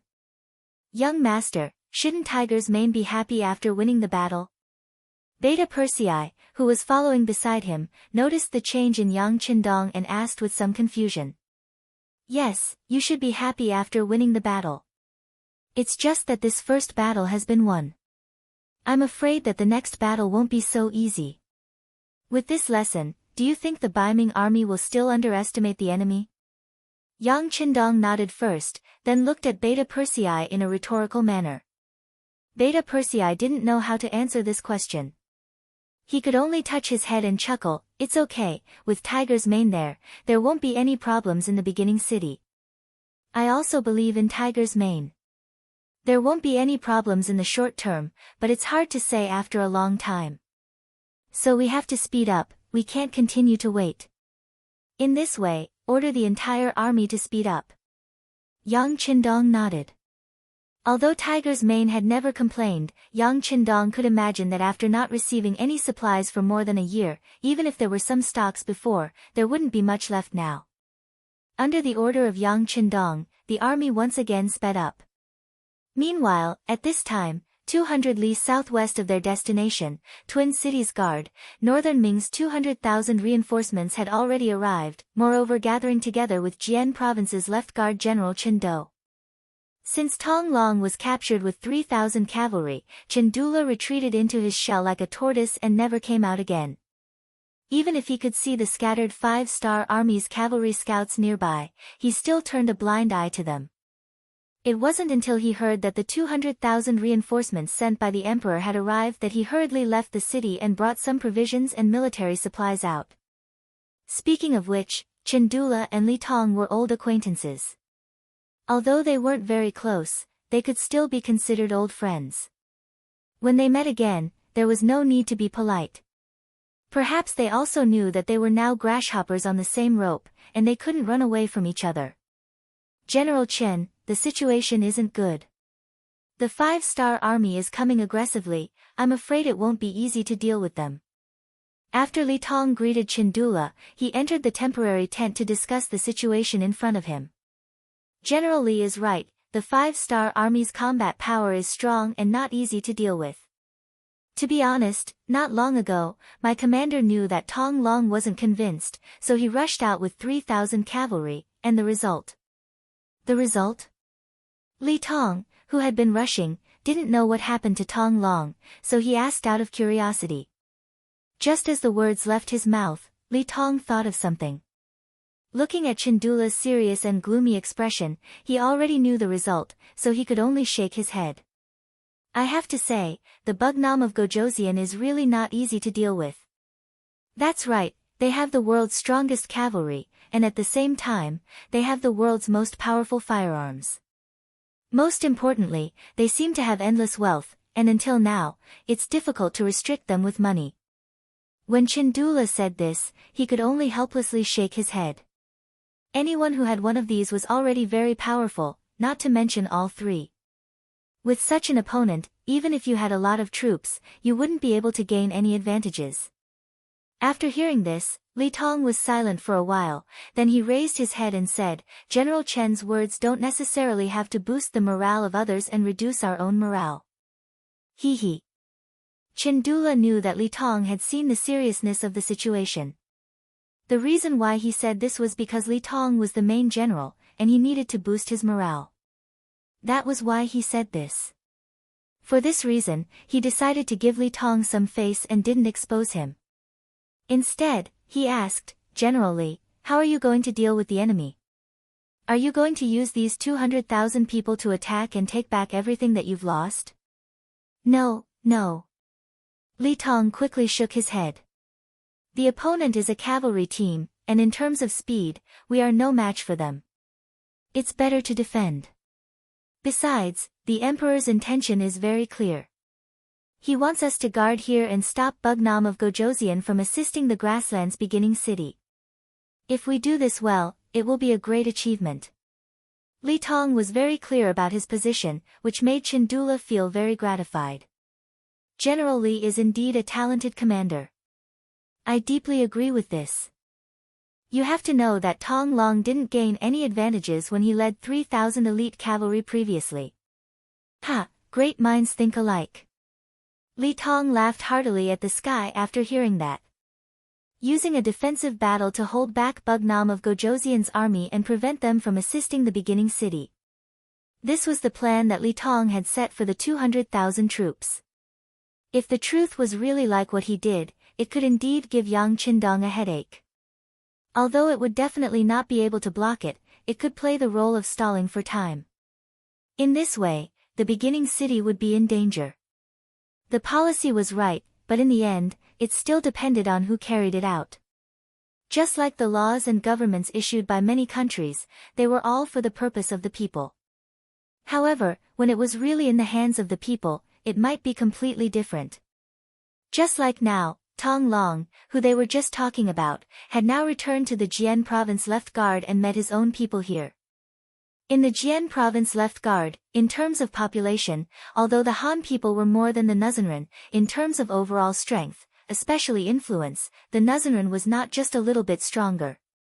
This might have something to do with the Nuzanren being more united than the Han people, or perhaps it was because they had lived in this area for generations, allowing them to adapt better to the environment here. In short, the Nuzanren's influence in the Jian province left guard was far greater than that of the Han people. Even the commander, Chindola, had to act according to her mood. Not to mention that Chindola was not in the city now. It was just a small matter of quietly entering the city, so Tong Long naturally did it. Not only did he enter the city, but he also met his father, Tong Sheng, a burly man who was taller than an ordinary person. When Tong Sheng was young, he was definitely a person who could tremble with a stomp of his feet in this area. In addition, he had the support of a group of old brothers, so he had done a lot of things. For example, the nearby caravans must pay the toll to them. Otherwise, their safety could not be guaranteed. It was also because Tong Sheng did not understand the Han culture. Otherwise, with his economic strength and influence, he would have long become a general among the Baiming generals. In the end, the things that the old man couldn't do were handed over to his son. Fortunately, Tong Long lived up to expectations. With the support of his family, he finally walked to the position of commander and became a secondary grade 3 military officer. Chapter 1147. With Tong Long's good performance, Tong Sheng was like a tiger that had grown wings. In the big city of the Jianzhou left guard, there was no one who dared to not give him face. However, all of this changed when Tong Long and his 3,000 elite cavalrymen suddenly disappeared. Tong Sheng and Tong Long were father and son. One was a businessman while the other was an official. When one of them was missing, the problem naturally arose. The cake was only so big, and most of it was still controlled by the Tong family. Now that there was finally a chance to redistribute it, who would give up this opportunity? During this period of time, the Tong family had become the target of public criticism. They had become the target of everyone's attacks, both openly and secretly. Even Chandula, as the commander, had begun to take sides, as if he wanted to help another family rise in the city. The Tong clan's days became harder and harder, and they were getting worse day by day. At this moment, Tong Long suddenly appeared in front of his father, which made Tong Sheng extremely excited. "My son, you're back. Ha, that's great. Let's see who dares to make things difficult for our Tong family this time." Tong Sheng, who had always been expressionless, actually had such a reaction after seeing his son. Just from this point alone, one could see how much pressure he had been under during this period of time and how difficult his days had been. "Father, I'm unfilial. I've had a bad start." Tong Long knelt in front of Tong Sheng and lowered his proud head. "Don't say that. Victory and defeat are common in war. It's good that you're back, it's good that you're back. How about this, you can immediately go to the Yamen and restore your official position first.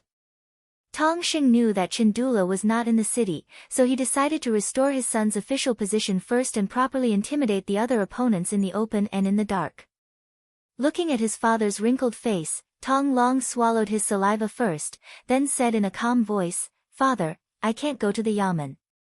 "Why? Is it because you lost the battle?" "It's fine, didn't I say? Victory and defeat are common in war. Besides, who really won against the 5-star army? It's fine, we can just spend more money." After operating in the Jianzhou left guard city for decades, Tong Xing still had some family assets. Naturally, his words were more forceful. "Money? How much money do we have now?" Speaking of this matter, Tong Long was also very curious. He only knew that the family had some extra money, but he really did not ask how much it was. It wasn't that he was ambitious, but that he didn't have any needs in this aspect. Speaking of this matter, Tong Xing's face burst out into a smile like a blooming flower. "Son, you've finally grown up. You know how much money we have at home." "Ha, if others asked me like this, I wouldn't tell them. However, I will hand it over to you in the future. Therefore, I won't hide it from you. Listen, we've saved 300,000 taels of silver. It's not a problem for us to restore your official position with this money." 300,000 taels was undoubtedly an astronomical figure in the eyes of ordinary people. Didn't Zhongqing kill Song Yong for 100,000 taels of silver? In the end, he was beheaded and separated from his family. Looking at his father's proud appearance, Tong Long did not feel the slightest bit of joy. Instead, he sighed. His father had worked hard for so many years, and after operating for so many years, he only managed to save 300,000 taels of silver. Yet, he was already so happy. He didn't know if he should say that it was a kind of sorrow. In front of his father, Tong Long revealed a calm expression. His right hand slowly reached into his pocket, and then he easily took out 500,000 taels of silver. "Father, what do you think this is?" "Silver?" Tong Xing's eyes weren't blurry and he recognized the item in front of him at first glance. When he took a closer look, he realized that it was Yang Xie's 500,000 taels of silver. When he realized that it could be exchanged at any Yang family bank, his eyes widened. Where did this come from?" "Of course it was given to me by the 5-star army. I won't hide it from father. I am now a member of the 5-star army. Because of my outstanding strength and outstanding performance, I am now a company commander. Of course, I am confident that I can lead more troops in the future." When he spoke of this, Tong Long's arrogant side appeared again. Ever since Tong Long was captured by Commander Bai Shuang, he couldn't accept it. When he woke up and ate a large amount of food, he started to shout loudly. What he meant was that he couldn't accept it. If it wasn't for the 5-star army's strategy that caused them to be exhausted, he definitely had the ability to fight it out and even win. Logically speaking, a captive shouldn't have the right to speak. Even in ancient times, such people didn't even have basic human rights. However, Bai Shuang didn't take away his right to shout. On the contrary, he got someone to release him. Not only him, the other 2,000+ captives were also released. They were surrounded by 4 groups of 2,000 soldiers. The only difference was that one group had weapons and war horses while the other group had nothing. What are they doing? Are they trying to kill us? Since that's the case, we will fight it out with them. We don't have any weapons. Even if we bite with our teeth and tear with our hands, we can't just sit there and wait for death. Seeing their 2,000+ men being surrounded by the 5-star army's 2,000 cavalry, many of their faces changed greatly. Some of them were already prepared to fight to the death. It had to be said that although Tong Long lost this time, the soldiers he brought still had some backbone. If it was a normal army, they would have already knelt down and begged for mercy under such circumstances. Naturally, there were also people who were calm in the crowd, such as Tong Long. He didn't believe that the other party would kill them. If that was the case, there would be no need for such a formation. Wouldn't it be better to just kill them one by one? Releasing all of them was a kind of danger in itself. Of course, it was also a kind of attitude. He didn't believe that the 5-star army didn't even have a bit of common sense. Therefore, at this moment, he wasn't nervous at all. Instead, he squinted his eyes and looked at Bai Shuang, who was wearing a black cloak. He wanted to see what the other party was up to. Just as Tong Long expected, Bai Shuang didn't give the order to kill the captives. There were so many young men with good riding skills. Most of them were Han. If he killed them just like that, even his teacher wouldn't let him off. The reason why he had brought all these people out was because he wanted to use his powerful force to subdue them. Therefore, he opened his mouth and said, "You don't have to be afraid. We don't want to kill you. We just want to prove that we are stronger than you." Oh right, didn't someone say that they weren't convinced? Alright, we will give them a chance to show off now. No matter if it's 1-on-1 or many-on-many, we will accept it. But if you lose this time, please put down your pride. Oh right, since it's a bet, there should be some stakes. How about this, if you can win, we will let you go unconditionally. On the other hand, if you lose, you must stay and join the 5-star army. How about it? Are you serious? The moment Bai Shuang finished speaking, Tong Long was the first to ask. Of course. There are so many brothers here. How can this be a game? Plus, we always keep our words in the army. You don't have to doubt us, Bai Shuang said in an incomparably confident tone. This time, the army camp was in an uproar. This was especially true for some of the men who were confident in their strength. They had always been fearless. Now that they had a chance to prove themselves, how could they let it go? Immediately, many people began to take the initiative to sign up. They wanted to prove themselves with their own strength and also to save themselves. Bai Shuang didn't reject these people. He ordered people to bring over the war horses that were captured before. Then, he gave everyone who wanted to fight a wooden scimitar. This was originally the weapon that the 1st Cavalry Division used to train. With such a weapon, they didn't have to worry about killing people. At most, they would only suffer some minor injuries. The first to fight were the 100 captives. Their opponents were the 100 cavalry warriors of the 4th Regiment. In front of everyone, the two sides pulled apart a distance of 2 li. Then, under the shout of Bai Shuang, the temporary referee, both sides began to exert their strength and charged at each other. It had to be said that the cavalry that caught Tong Long's eye and brought out were quite strong. They charged from afar, waving their wooden scimitars and doing all kinds of difficult tricks on the horses. Loud battle cries came from their mouths. Their imposing manner was extraordinary. In comparison, the 100 soldiers of the 4th Regiment seemed to be weaker. They didn't shout or shout. Instead, they kept moving forward in silence. As they moved forward, they kept changing their formation.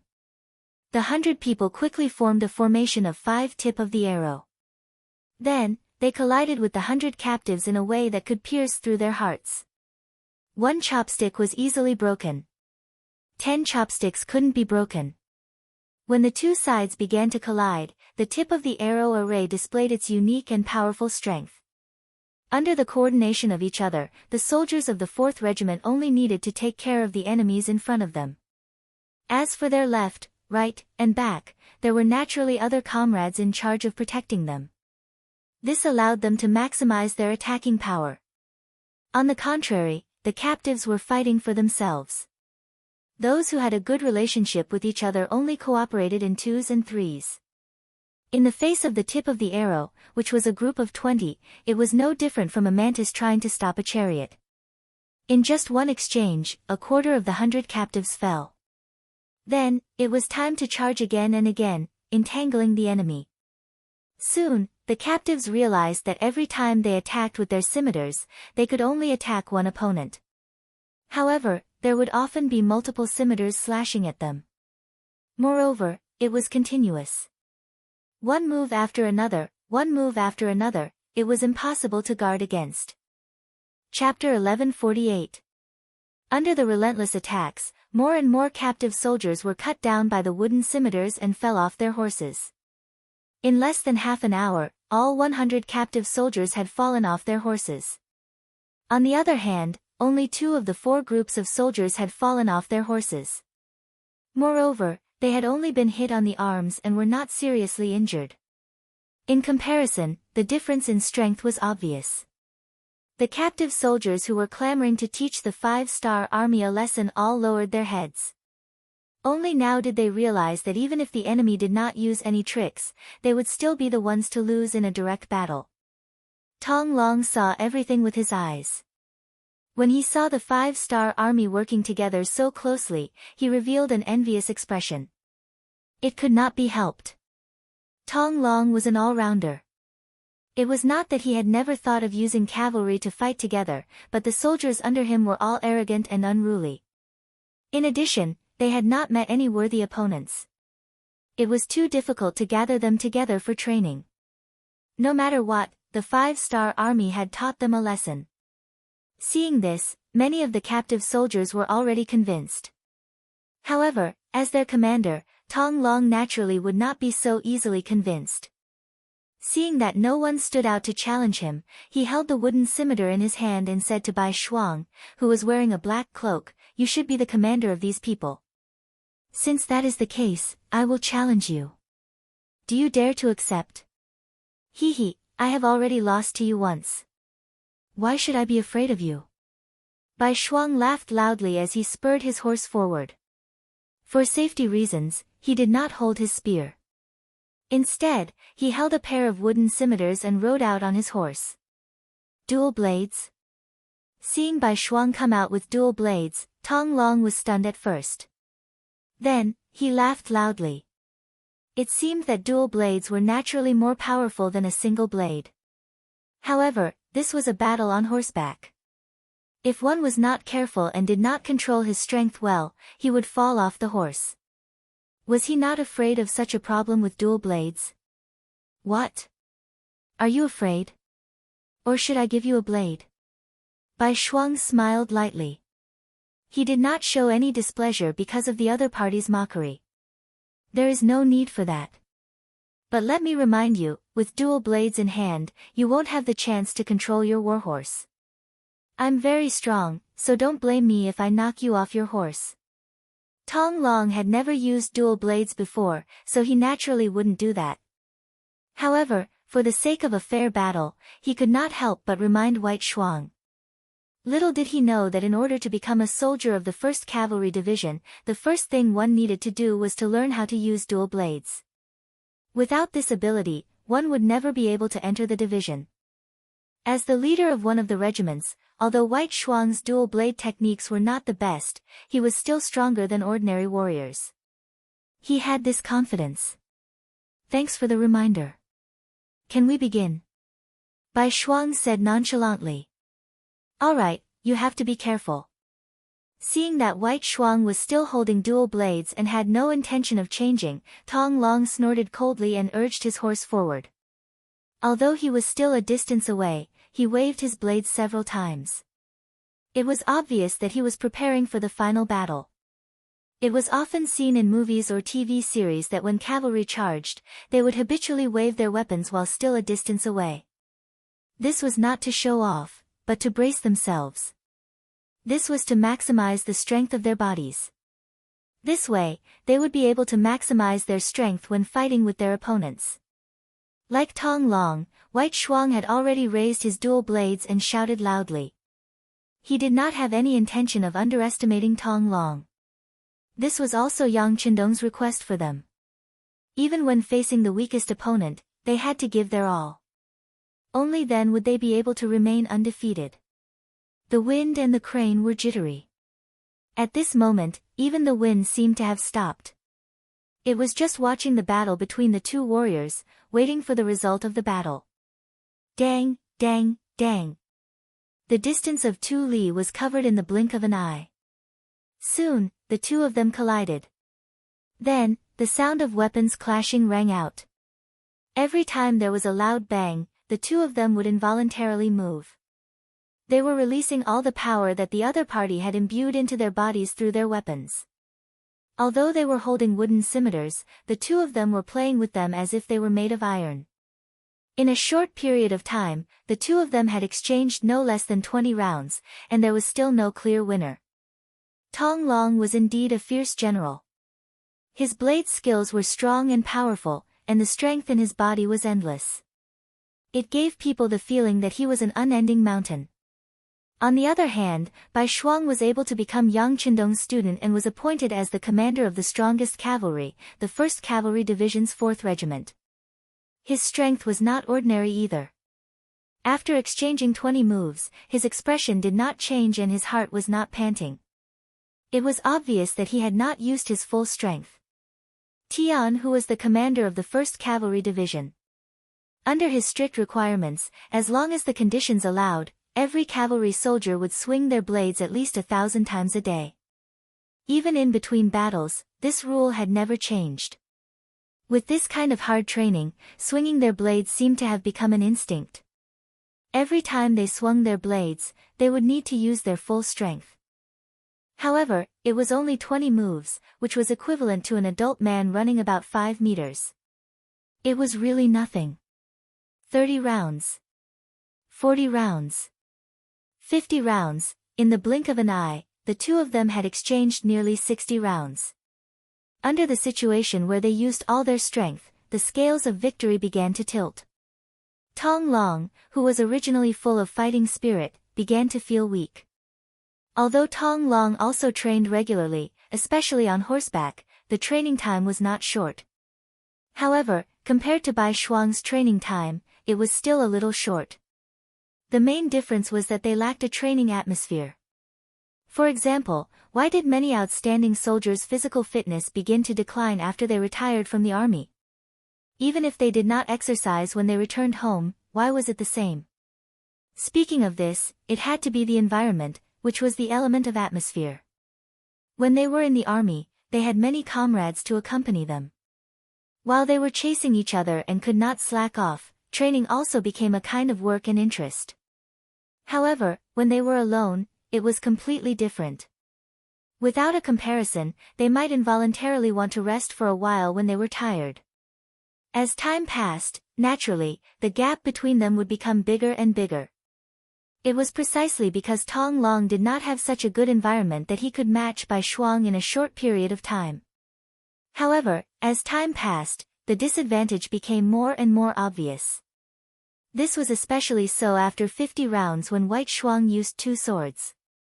Under the continuous attacks, he could only defend himself and could not attack.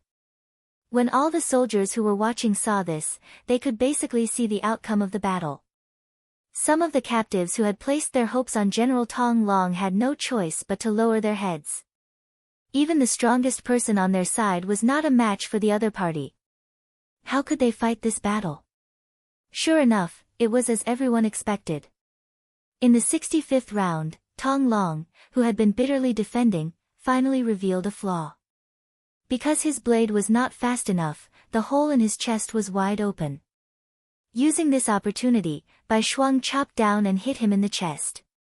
If Bai Shuang had not held back, just this attack alone would not have taken his life, but at least a few of his ribs would have been broken. With a plop, Tong Long finally fell off his horse. When he fell to the ground, he was still panting heavily. It could be felt that the battle just now had exhausted him. Swoosh! A wooden blade accurately pressed 30 centimeters in front of Tong Long's throat.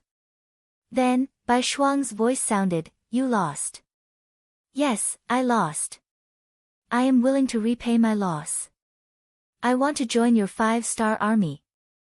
"I don't know if that is possible." Tong Long did not have the dispirited appearance of a loser.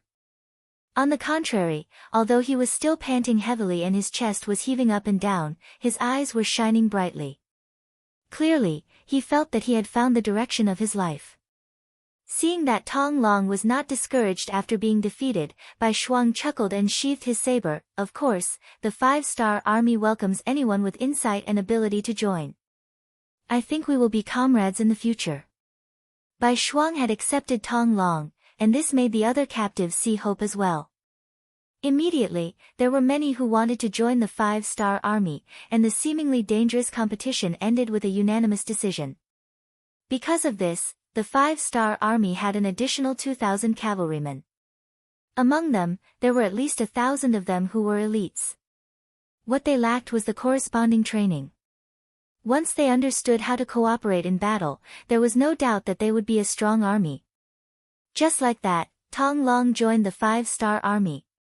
He was even appointed as a company commander by Bai Shuang. He led 100 elite cavalrymen under him. This time, he was the one who requested to return to the Jian province left guard. He wanted to perform meritorious deeds. A company commander was not enough to satisfy him. He wanted to take over the Jian province left guard and give it to Bugnam of Gojoseon as a gift.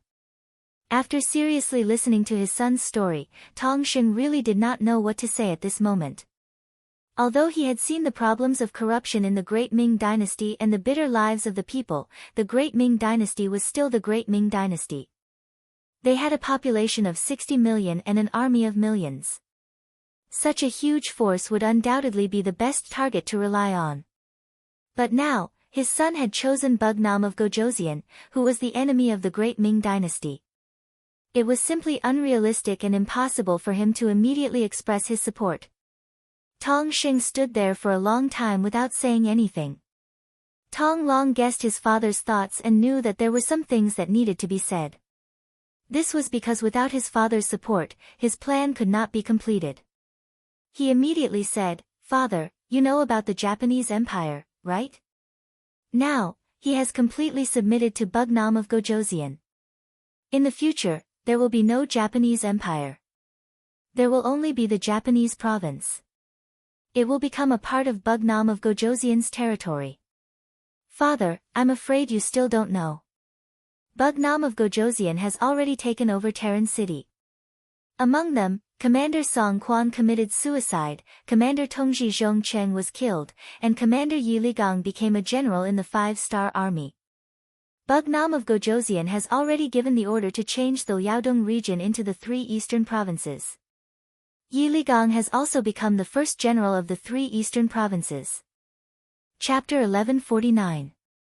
Right now, Wunan King is leading his army towards us. Do you think that we can stop them with just our strength? If we don't make the right choice now, I'm afraid Song Quan and Zhongcheng will be our examples, father. The information was like a huge wave hitting Tong Xing's heart, causing his expression to change again and again. First, it was because of the isolation of information. For the sake of the overall situation, it was difficult for unfavorable news to spread to the city. Secondly, in the social environment at that time, many things often took a long time to be known by everyone.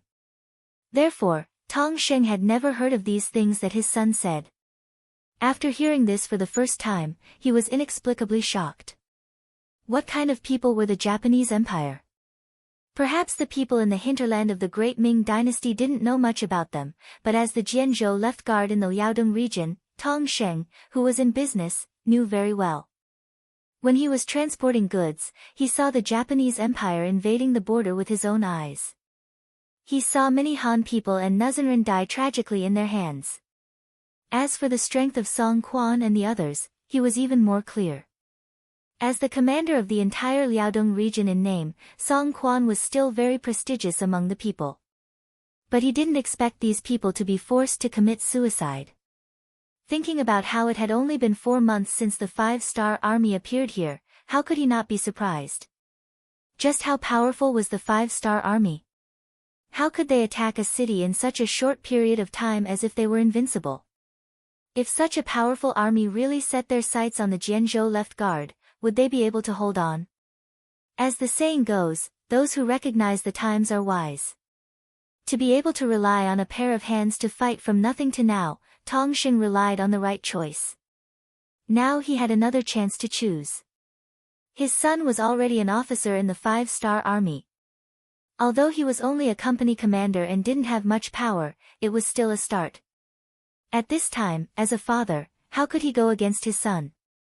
After listening to this, Tong Xing's mentality had undergone a huge change. What he didn't expect was that Tong Long's next words were like a heavy hammer that strengthened his conviction. Father, Captain Bai Shuang has already asked for instructions from Bugnam of Gojoseon and gave a detailed introduction of our family's situation. Bugnam of Gojoseon has promised that as long as the Tong family can successfully take over the Jianzhou left guard, we will be allowed to do business here in the future. Father, you have to know that the 5-star army sells rare goods. Once you purchase goods from them, you will definitely make a profit. This will only be beneficial to the future development of our Tong family. At that time, one of us will be in business while the other will be in the military. Wouldn't that be the best way to help each other? Father, why are you still hesitating? Please help your son. In a short period of time, Tong Long had revealed all of his trump cards. He even deliberately played with the banknotes worth 500,000 taels of silver in his hand. That was more money than Tong Xing's lifetime of hard work. Finally, Tong Long's expression changed several times before he nodded heavily and made a decision. All right, since Bugnam of Gojoseon thinks so highly of us, son, father agrees to help you. Tell me, what do you need me to do? The father and son discussed together for more than 2 hours. Afterwards, Tong Xing stepped forward and invited all of the influential people in Jianzhou left guard city to the Tong residence. Not long after all of the influential people in the military, politics, and business arrived at the Tong residence, they were all surrounded by hundreds of elite soldiers. On one side was a mountain of silver, on the other side was the consequence of shaking their heads and refusing.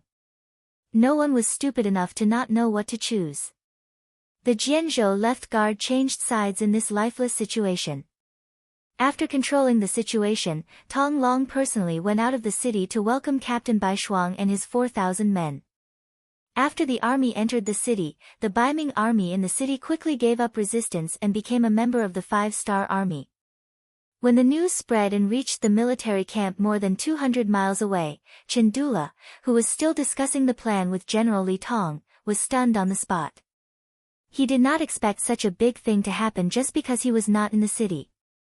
Naturally, Chen Dula was also glad.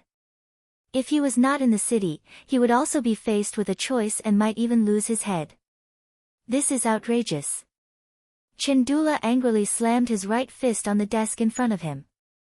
Even though his fist was bleeding, he did not care at all. General Li Tong's face was also full of shock and disbelief. He quickly reacted and asked in surprise, General Chen, our army's rations seem to be in the city, right? Could it be? Ah! A howl came from the tent. If one listened carefully, it was Chen Dula's howl. Due to the urgency of the situation, Li Tong's army of 200,000 only brought a small amount of rations. Other than Baiming capital, who was working hard to prepare, the main logistics work was left to Chen Dula. For this reason, he ordered all the rations and extra weapons to be gathered in the Jianzhou left guard.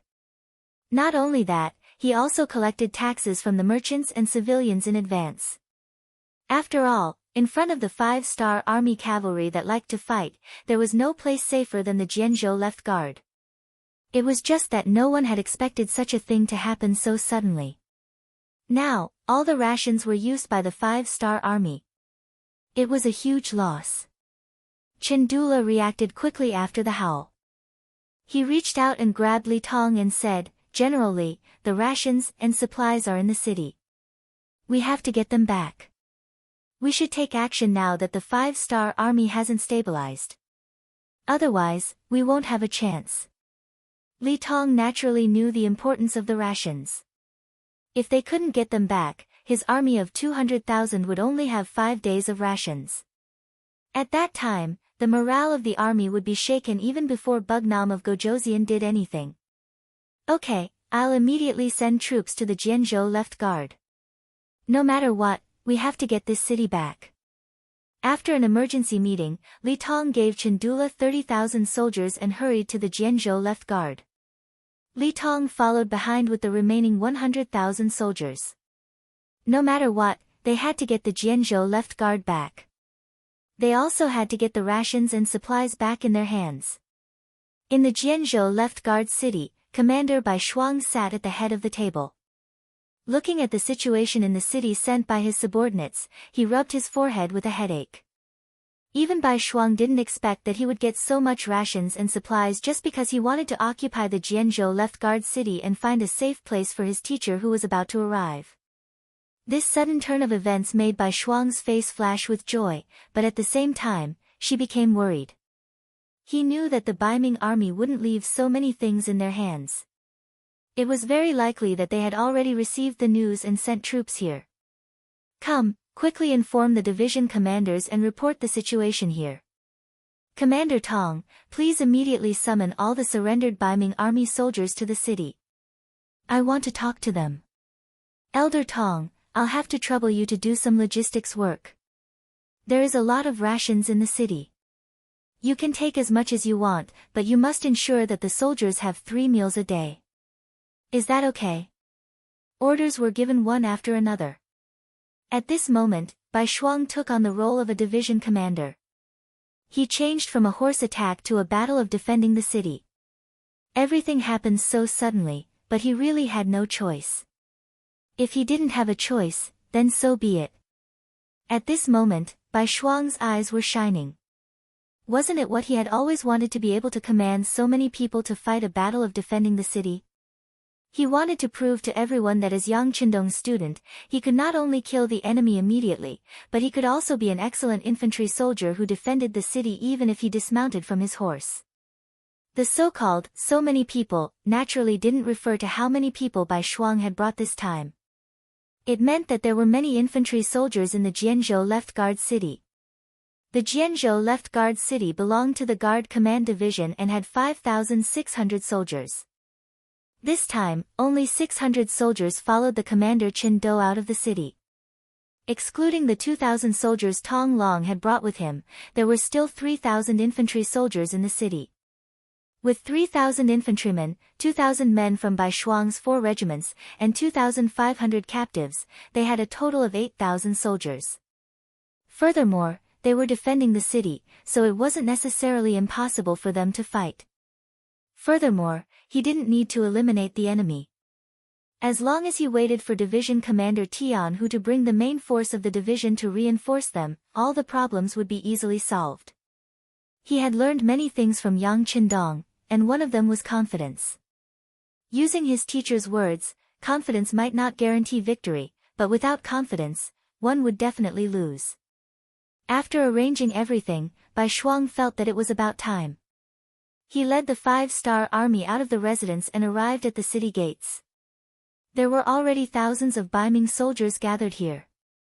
They stood densely together, and their faces were filled with confusion. They had already surrendered to the 5-star army. They didn't understand why they were gathered here so quickly. Considering that everyone's weapons had been confiscated, some people were worried. They were afraid that the 5-star army would suddenly turn hostile. If that was the case, then wouldn't they be at the mercy of others? As such, many people turned their gaze to General Tong Long, who was commanding the troops.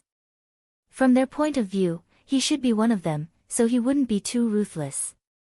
Not long after, Bai Shuang led a group of elite cavalry and arrived at the city gates. He only took a quick glance before walking up the city gate tower. When he could see everything below, he stopped and raised his right hand. Following this action, the 3,000 Baiming army below the city gate tower became very quiet. Seeing that everyone was so obedient, a smile flashed across Bai Shuang's face. He then looked into the distance and saw that Tong Sheng had already gathered many civilians to watch. On the other side, large pots had been set up, and pieces of delicious fatty meat were thrown into the pots. Chapter 1150.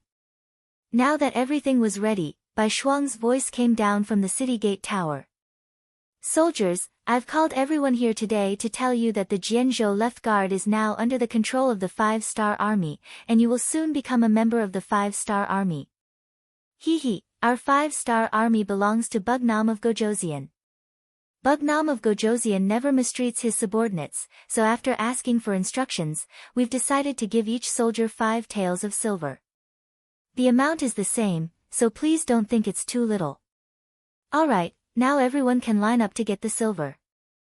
Elder Tong, I'll have to trouble you. No problem, it's already prepared. Tong Sheng, who already knew about Bai Shuang's plan, smiled.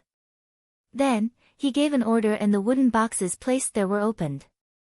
White light flashed, and boxes of silver were placed in front of everyone. Wow, so much silver. Yes, I've never seen so much silver in my life. Shouts of surprise continued.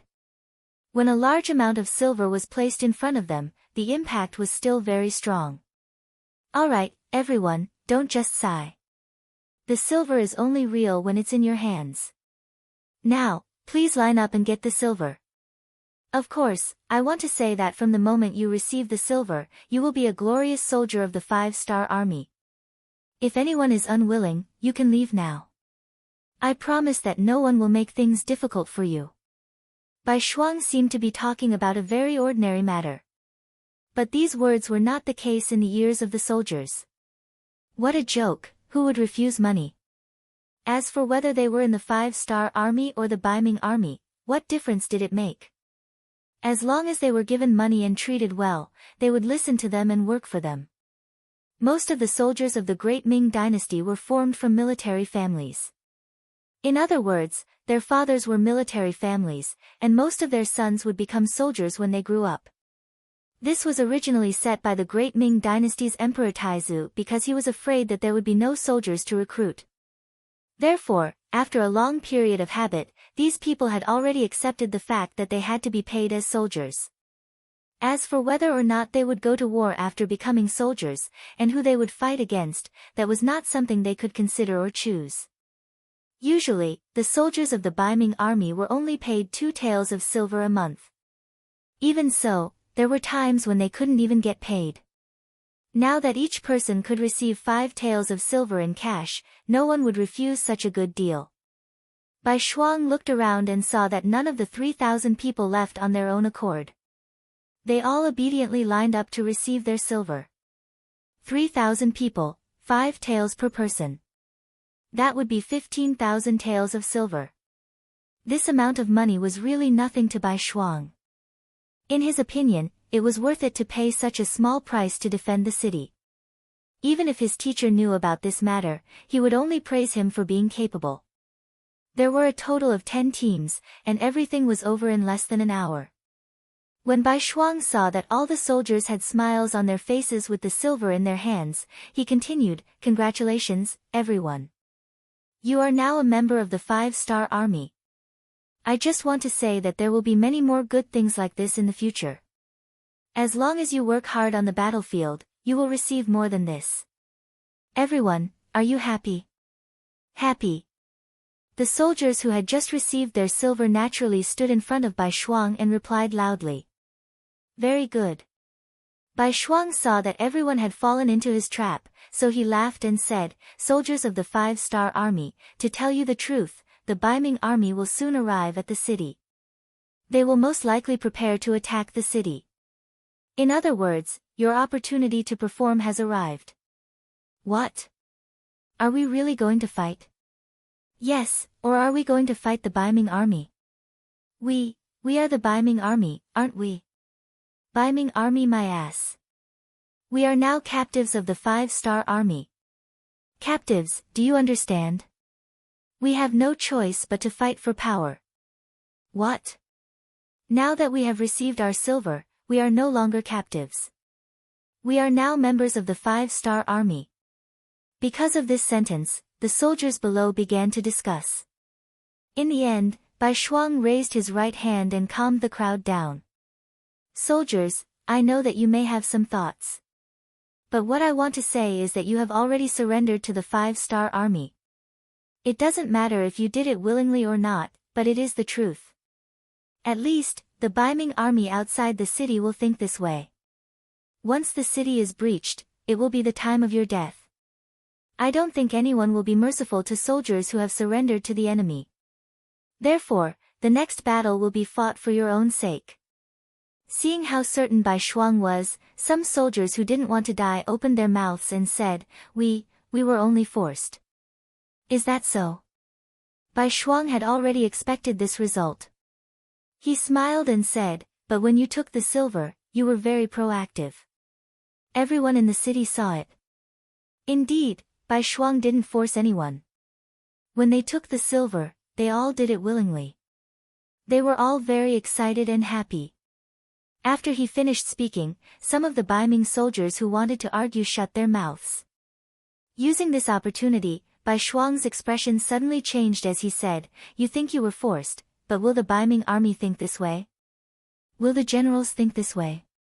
They will only think of you as the real 5-star army. Then, they will kill you and chop off your heads to give them rewards." As soon as he said this, the soldiers below were all shocked. Baiming rewarded soldiers based on military merits, and military merits were closely related to the enemy's head. When that time came, no one would be able to tell whether they were the 5-star army or the Baiming army. Seeing that everyone was silent, Bai Shuang smiled in his heart. He knew that his plan had succeeded. He had given them the stick, and now it was time to give them the carrot. He immediately said in a loud voice, "Soldiers, whether you are willing or not, the truth can't be changed. Since we are all going to war, why not help the 5-star army? You should know that what we are giving you is much more than what the Baiming army gave you. Everyone can turn around and look. On your left, there is a burning cauldron. There is a lot of delicious food inside, and everyone can eat until they are full. On your right, there are countless boxes that haven't been opened yet.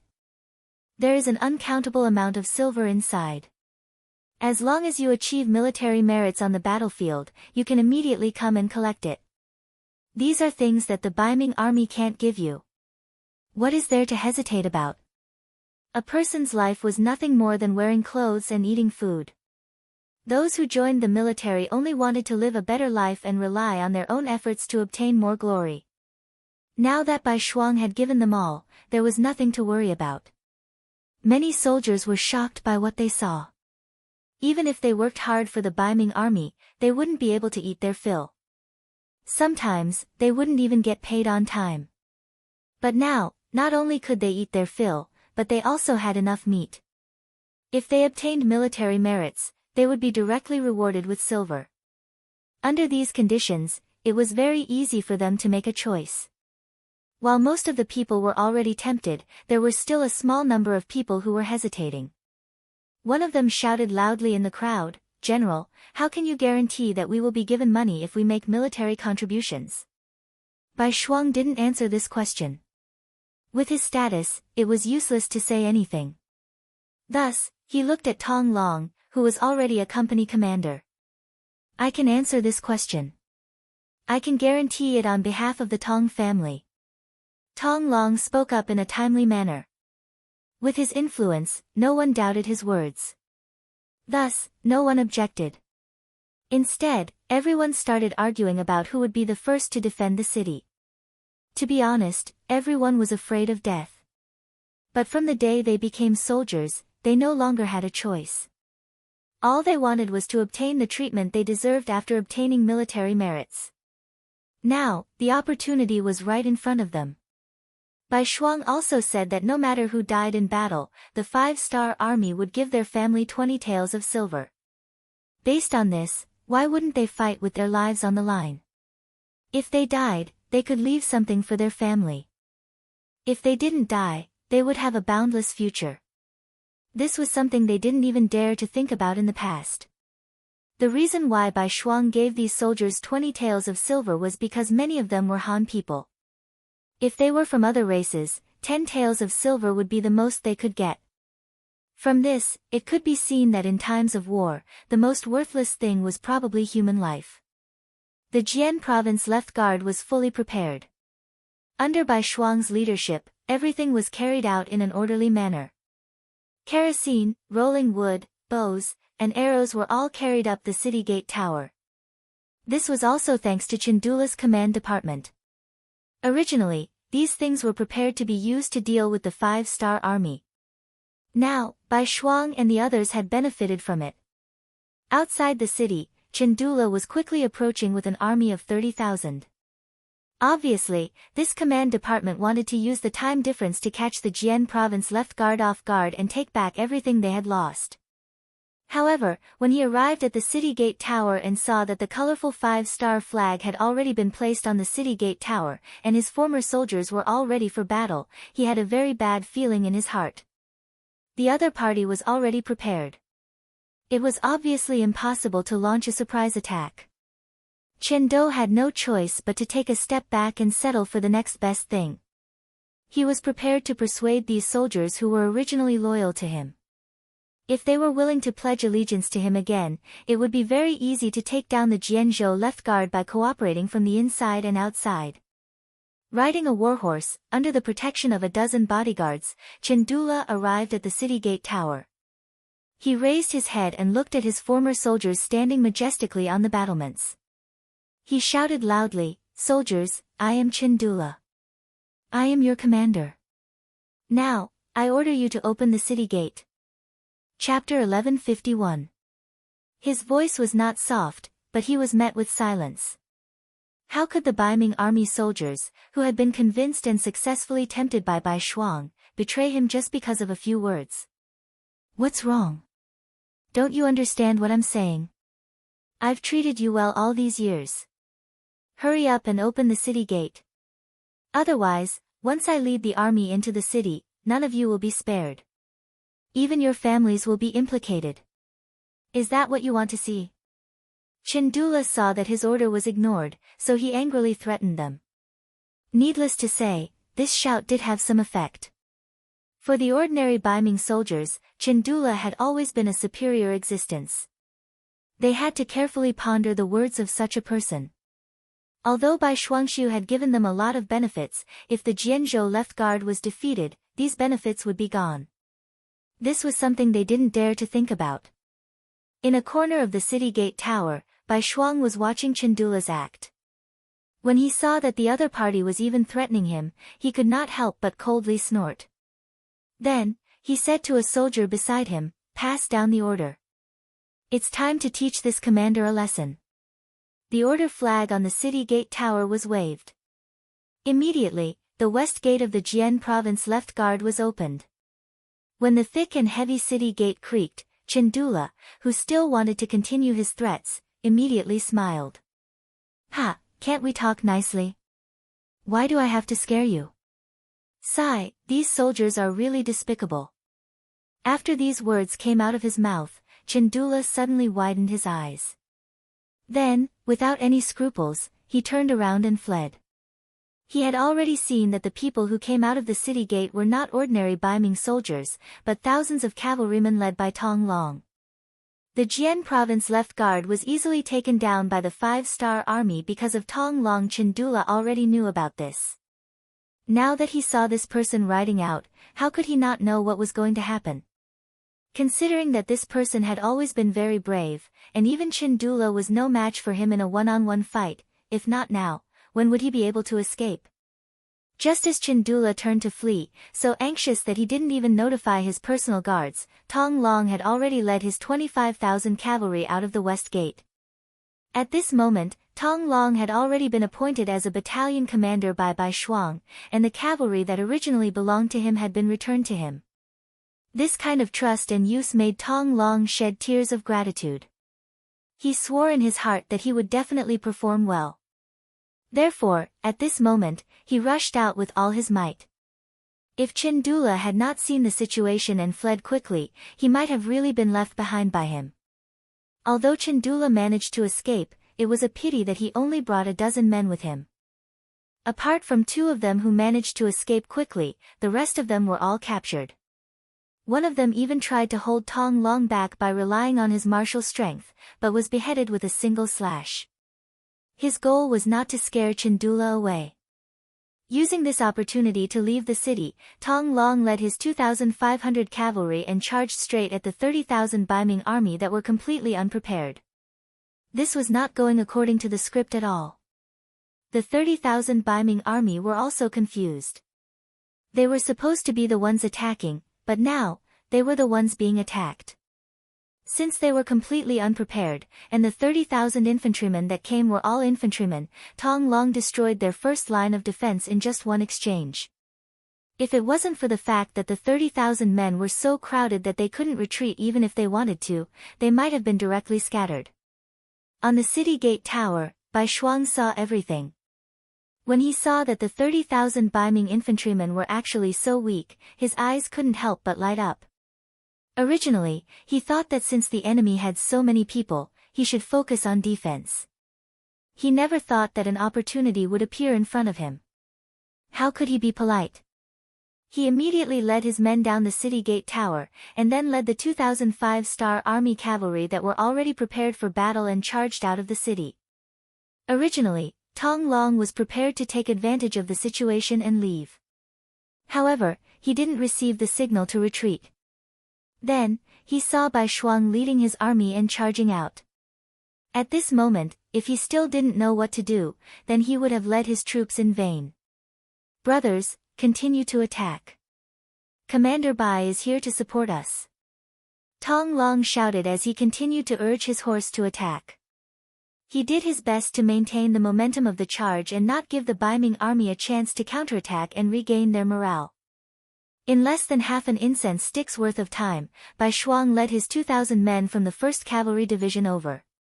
If Tong Long and his men's attack was like a light rain and a level 4 wind, then their appearance was like a rainstorm and a level 7 wind. They unsheathed their swords and slashed out more than 10 times in a short period of time. Especially with the help of the array formation at the tip of the arrows, they quickly pierced through the defense of the northern Ming army. When the second layer of the human wall was also broken down, and before the third layer of the human wall was completely built, they began to kill. Even though Yang Qindong had said before that if possible, they should try not to kill the Han soldiers. However, this was a matter of life and death, and they couldn't care less. In this battle of life and death, the 2,000 cavalry of the No. 1 Cavalry Division fully displayed their bravery, and what it meant to be unstoppable.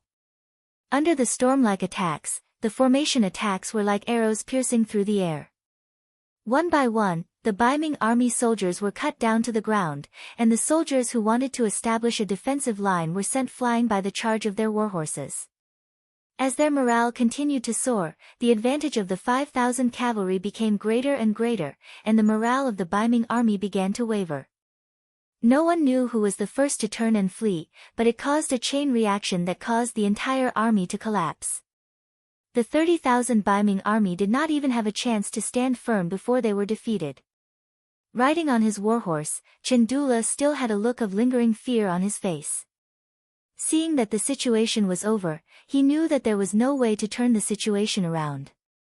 He could only hatefully turn and leave. Since their general had left, how could the soldiers under him continue to risk their lives? It was really death, escape, death, and injury. The 30,000 soldiers left behind a ground full of corpses and captives, and in the end, only 10,000 managed to escape. With 4,500 cavalry, not only had they defeated the 30,000 Baiming army, they had also killed 5,000 and captured 15,000. This kind of accomplishment caused the surrendered Baiming army soldiers to be dumbfounded. In the past, they had been talking about how powerful the 5-star army was. This time, they had really opened their eyes. The capture of captives and the cleaning of the battlefield continued until nighttime. Even so, it was still not completely cleaned up. Considering that there was no one in Jianzhou's Suowei city who belonged to him, Bai Shuang still brought his men back to the city. Seeing their return, everyone looked at them with respect. When Bai Shuang saw Tong Sheng at the city gate leading the people to welcome him, he first laughed and then said, "Everyone has worked hard in this battle. In a while, we will reward you according to your contributions. Don't worry, even the soldiers who defended the city will be rewarded. By the way, the battlefield outside the city has not been cleaned up yet. If there are any people who want to help, you can go now. Don't worry, you only need to hand over 80% of the things you picked up. The remaining 20% is yours." What? Is this true? The people who were originally lining the streets to welcome them were shocked when they heard this. They were not here to support the 5-star army. Although they had won the battle and protected Jianzhou's Suowei city, in the eyes of most people, even if Chendula took back this place, they would not be too surprised or flustered. After all, they were just ordinary people. To them, it did not matter who the emperor was. The reason why they came here was because Tong Xing promised to share the meat soup that the soldiers drank. This was the real benefit. But now, they suddenly heard that they could also get benefits. Moreover, they could get 20% of whatever they took. This was something that they had never thought of before. That's right. Our 5-star army will definitely keep our word. I just want to remind everyone that the things you took must be handed over to the government. Once someone is found to have embezzled, it will be a crime. Then, there will be a big problem. Other people can also supervise each other. If you find out, you can report it. As the informant, you can get 50% of the things as a reward. Bai Shuang used the set of rules that he saw when he was with Yang Qindong. Back then, when he asked the people to clean up the battlefield, he used this method. Although it could not completely eliminate embezzlement, more than 90% of the things could be retrieved. Of course, we will do such a good thing. Don't worry, with us here, we will definitely not let anyone take things home. That's right, such a good thing cannot be ruined because of 1 or 2 people. We have to be conscious and supervise each other. These words quickly attracted the support of the people. After that, there was no welcoming ceremony. Even though the sky was already dark, there were still many commoners who left the city with torches and ran towards the battlefield outside the city. There was a lot of wealth waiting for them there. If they could pick up some iron weapons, they would definitely be able to sell them to the 5-star army for a good price. When most of the people had left, Tong Xing came to Bai Shuang with a worried face. Commander Bai, are we really going to let the people help? Once they have money, will they listen to our orders? Just like just now, if it wasn't for the meat soup, I'm afraid that they wouldn't have come out to welcome the victorious army. Tong Xing's thinking had become a common problem among the people in power. They didn't want the people to be so poor that they couldn't even afford to eat, but they also didn't want them to be so rich that they wouldn't listen to their orders. But they didn't know that if a country really wanted to be rich and powerful, they had to learn how to hide their wealth from the people. As long as the people had money in their hands, they would protect their rights and interests from being violated. When faced with an invading enemy, they would do their best to protect them. It wouldn't be like now where no one cared about the outcome of the war. Chapter 1152. These words were said by Yang Qindong, so Bai Shuang naturally believed them without a doubt. Now that he saw Tong Xing so anxious, he comforted him and said, "Don't worry, everything is under control. By the way, Elder Tong, thank you for helping to defend the city this time. I will definitely report your contribution. I'm sure Bugnam of Gojoseon won't mistreat you." Speaking of his own matters, Tong Xing was a little reserved. He smiled and said, "Well said, well said." Not to mention what happened in Jianzhou's left guard city, Chindula had only run a few dozen miles when he met General Li Tong, who came to his rescue. He brought a total of 170,000 Baiming army with him. Originally, he thought that if everything went smoothly, he could directly take over the Jianzhou left guard. However, when he saw Chindula's sorry state and the number of troops that were obviously less than when he sent out his troops, he frowned. "General Chen, it seems that everything is not going well." "Sigh, the other party didn't play by the rules. My troops were defeated." Chindula seemed to have aged a lot in an instant. After all, many of the cavalry that chased after him were originally soldiers of the Jianzhou left guard, which meant that they were his troops. He had been the commander of the Jianzhou left guard for many years and thought that he was in control of everything. However, now that he was defeated by his own troops, one could imagine how depressed and disappointed he was. "What exactly happened?"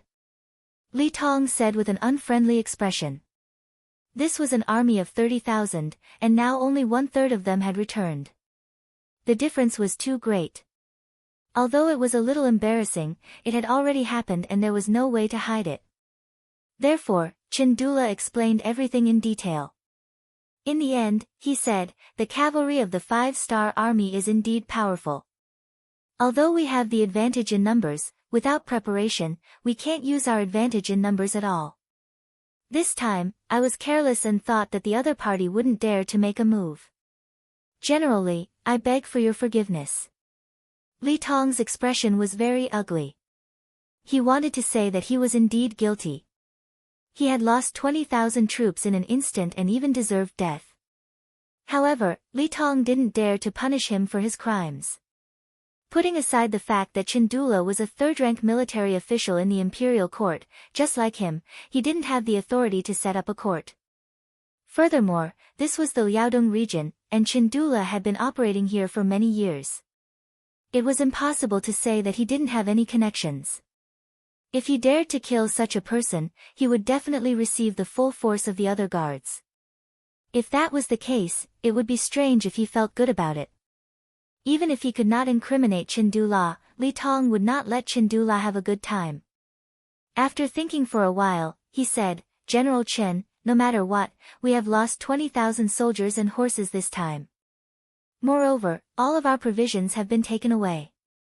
The provisions of our army will not last for more than a few days.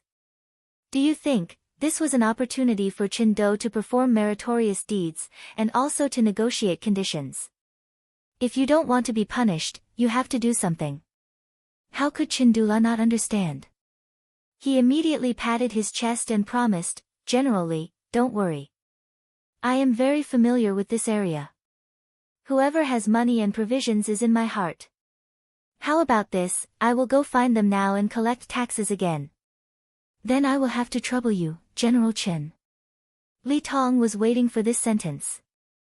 Only at this moment did his expression become better. The two of them immediately divided the work. They decided that tomorrow morning, Li Tong would lead his troops out of the Jian province left guard and try to take over the place.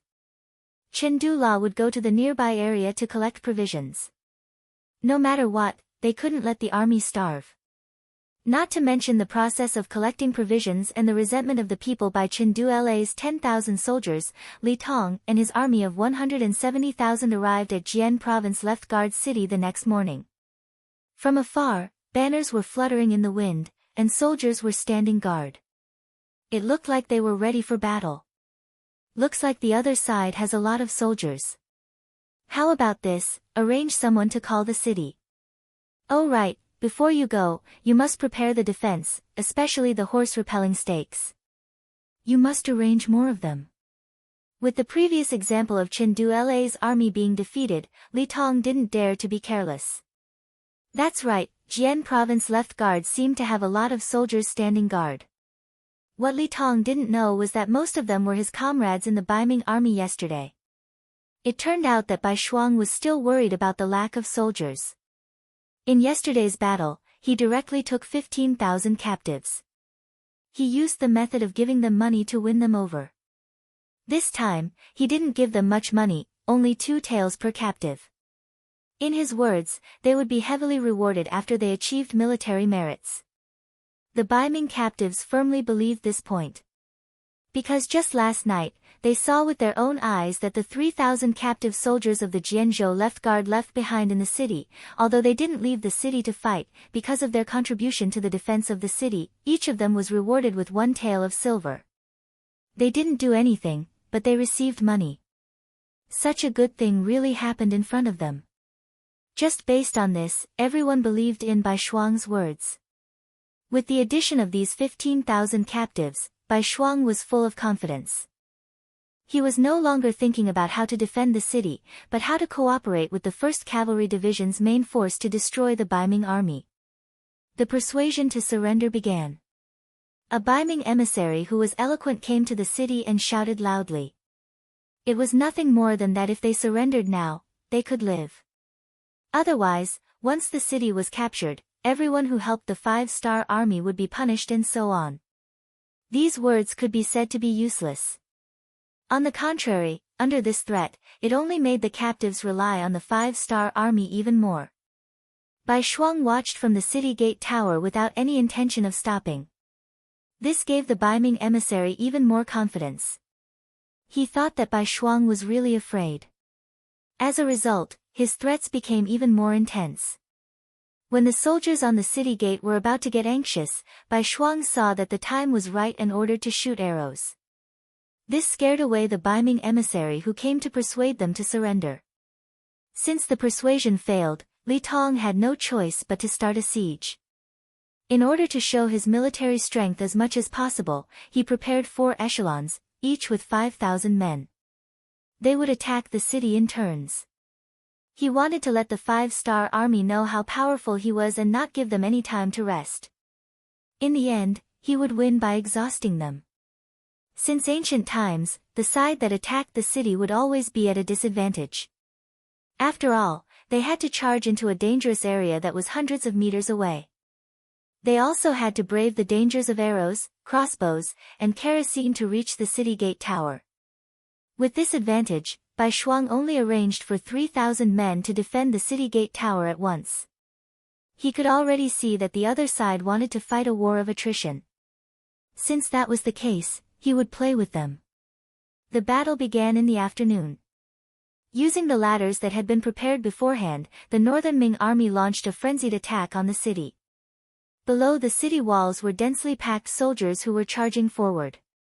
They shouted loudly and continuously charged forward with swords in their left hand and shields in their right hand. Under the leadership of Bai Shuang, the 5-star army on the city gate tower counterattacked in an orderly manner. From afar, they used bows and arrows. From close range, they used boulders, crossbows, and kerosene. They fully displayed their advantage of being in a high position and repelled the enemy wave after wave. From afternoon to night, 2 groups of 5,000 men were defeated. Facing this result, Li Tong's expression didn't change. This was already within his expectations. However, no matter how much he had to pay, he didn't have any intention of stopping. Strictly speaking, this was his first battle since he came here. He couldn't afford to lose. Under Li Tong's command, even if the sky was completely dark, the attack didn't stop. Everyone used torches to light up the surroundings and continued to attack the city. The battle continued. This battle went on for 3 days and 3 nights without stopping. After 3 consecutive days of attacking the city, there were no victories. Bai Shuang, who was defending the city, lost more than 6,000 Baiming captives in 3 days and 3 nights.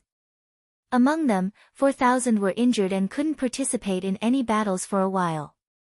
On the side attacking the city, Li Tong's army suffered heavier losses. More than 30,000 men were killed or injured.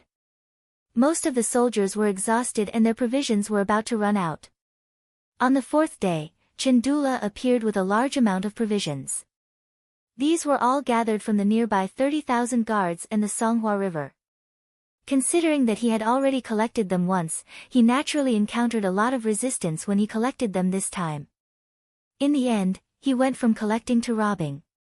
With the advantage of 10,000 soldiers, he really managed to get a lot. This could be considered to have completely solved the problem of provisions in the army. Looking at the piles of provisions and the stolen silver, which were like a small mountain, Li Tong finally breathed a sigh of relief. He looked at Chandula, whose eyes were bloodshot, and said, "General Chen, you've worked hard." Chandula smiled bitterly and said, "It doesn't matter if it's a little hard. However, this second collection will cause a lot of damage to the people nearby. I hope this battle will end soon and give them a chance to recuperate." "It definitely will," Li Tong said confidently. Then, he ordered everyone to cook and prepare a full meal for everyone. Then, they would work hard and strive to take down the Jian province left guard tomorrow. On the tower of the Jian province left guard, the siege was still ongoing. From time to time, screams could be heard. Every scream represented the loss of a soldier's life. This made Bai Shuang, who was below the tower, squint his eyes. Of the 18,000 captives, only a fraction was left. From the looks of it, the price they would have to pay tonight would not be small. If that was the case, how many more days would the city be able to hold out was something that no one could be sure of. This time, Bai Shuang had miscalculated. He had overestimated the combat power of the Baiming captives. He thought that with the high walls of the city, there would be no problem at all to defend the city. However, when the battle really started, it was a completely different matter. The military quality was not good, and they did not know how to cooperate. Some of the soldiers were even very timid. When they saw the densely packed siege army below the city, their legs went soft before the battle. All these changes caused him to suffer such a great loss. If the strength of the Baiming army was not average, it would be hard to say if they could achieve a 3-to-1 ratio. Chapter 1153. After 3 days and 3 nights, they had lost more than half of their forces. If this continued, they would probably lose the city in another 3 days and 3 nights. Commander, why don't we kill our way out? With the advantage of our cavalry, we should be able to catch them off guard and reduce the pressure on the city. Ever since Tong Long had been promoted to battalion commander, his heart was filled with the desire to perform meritorious deeds. He had noticed that Bai Shuang's black cloak, which represented his status as a regiment commander, was very eye-catching. If he wanted to gain merit, he could only perform well on the battlefield. Fighting outside the city was undoubtedly the best opportunity. How could Bai Shuang not know that a cavalry attack could turn the tide of the battle? However, he did not think that the Baiming army, who had suffered a loss once, would be unprepared. Although he could not see anything from the tower, he had a feeling, or perhaps his sixth sense, that the Baiming army was waiting for their cavalry to leave the city. Battalion Commander Tong, there is no need to rush. Before we know the enemy's background, any action outside the city is a risk. Unless it is absolutely necessary, we will not take the risk. Considering that there was no evidence, Bai Shuang did not say it clearly. However, when Tong Long heard these words, his face was filled with displeasure. Commander Bai, you can't be afraid, right? If that is the case, then hand over my 2,500 cavalry and I will go out to fight. Impudent. Bai Shuang suddenly let out a cold snort, and the aura of his entire body was released, shocking Tong Long on the spot.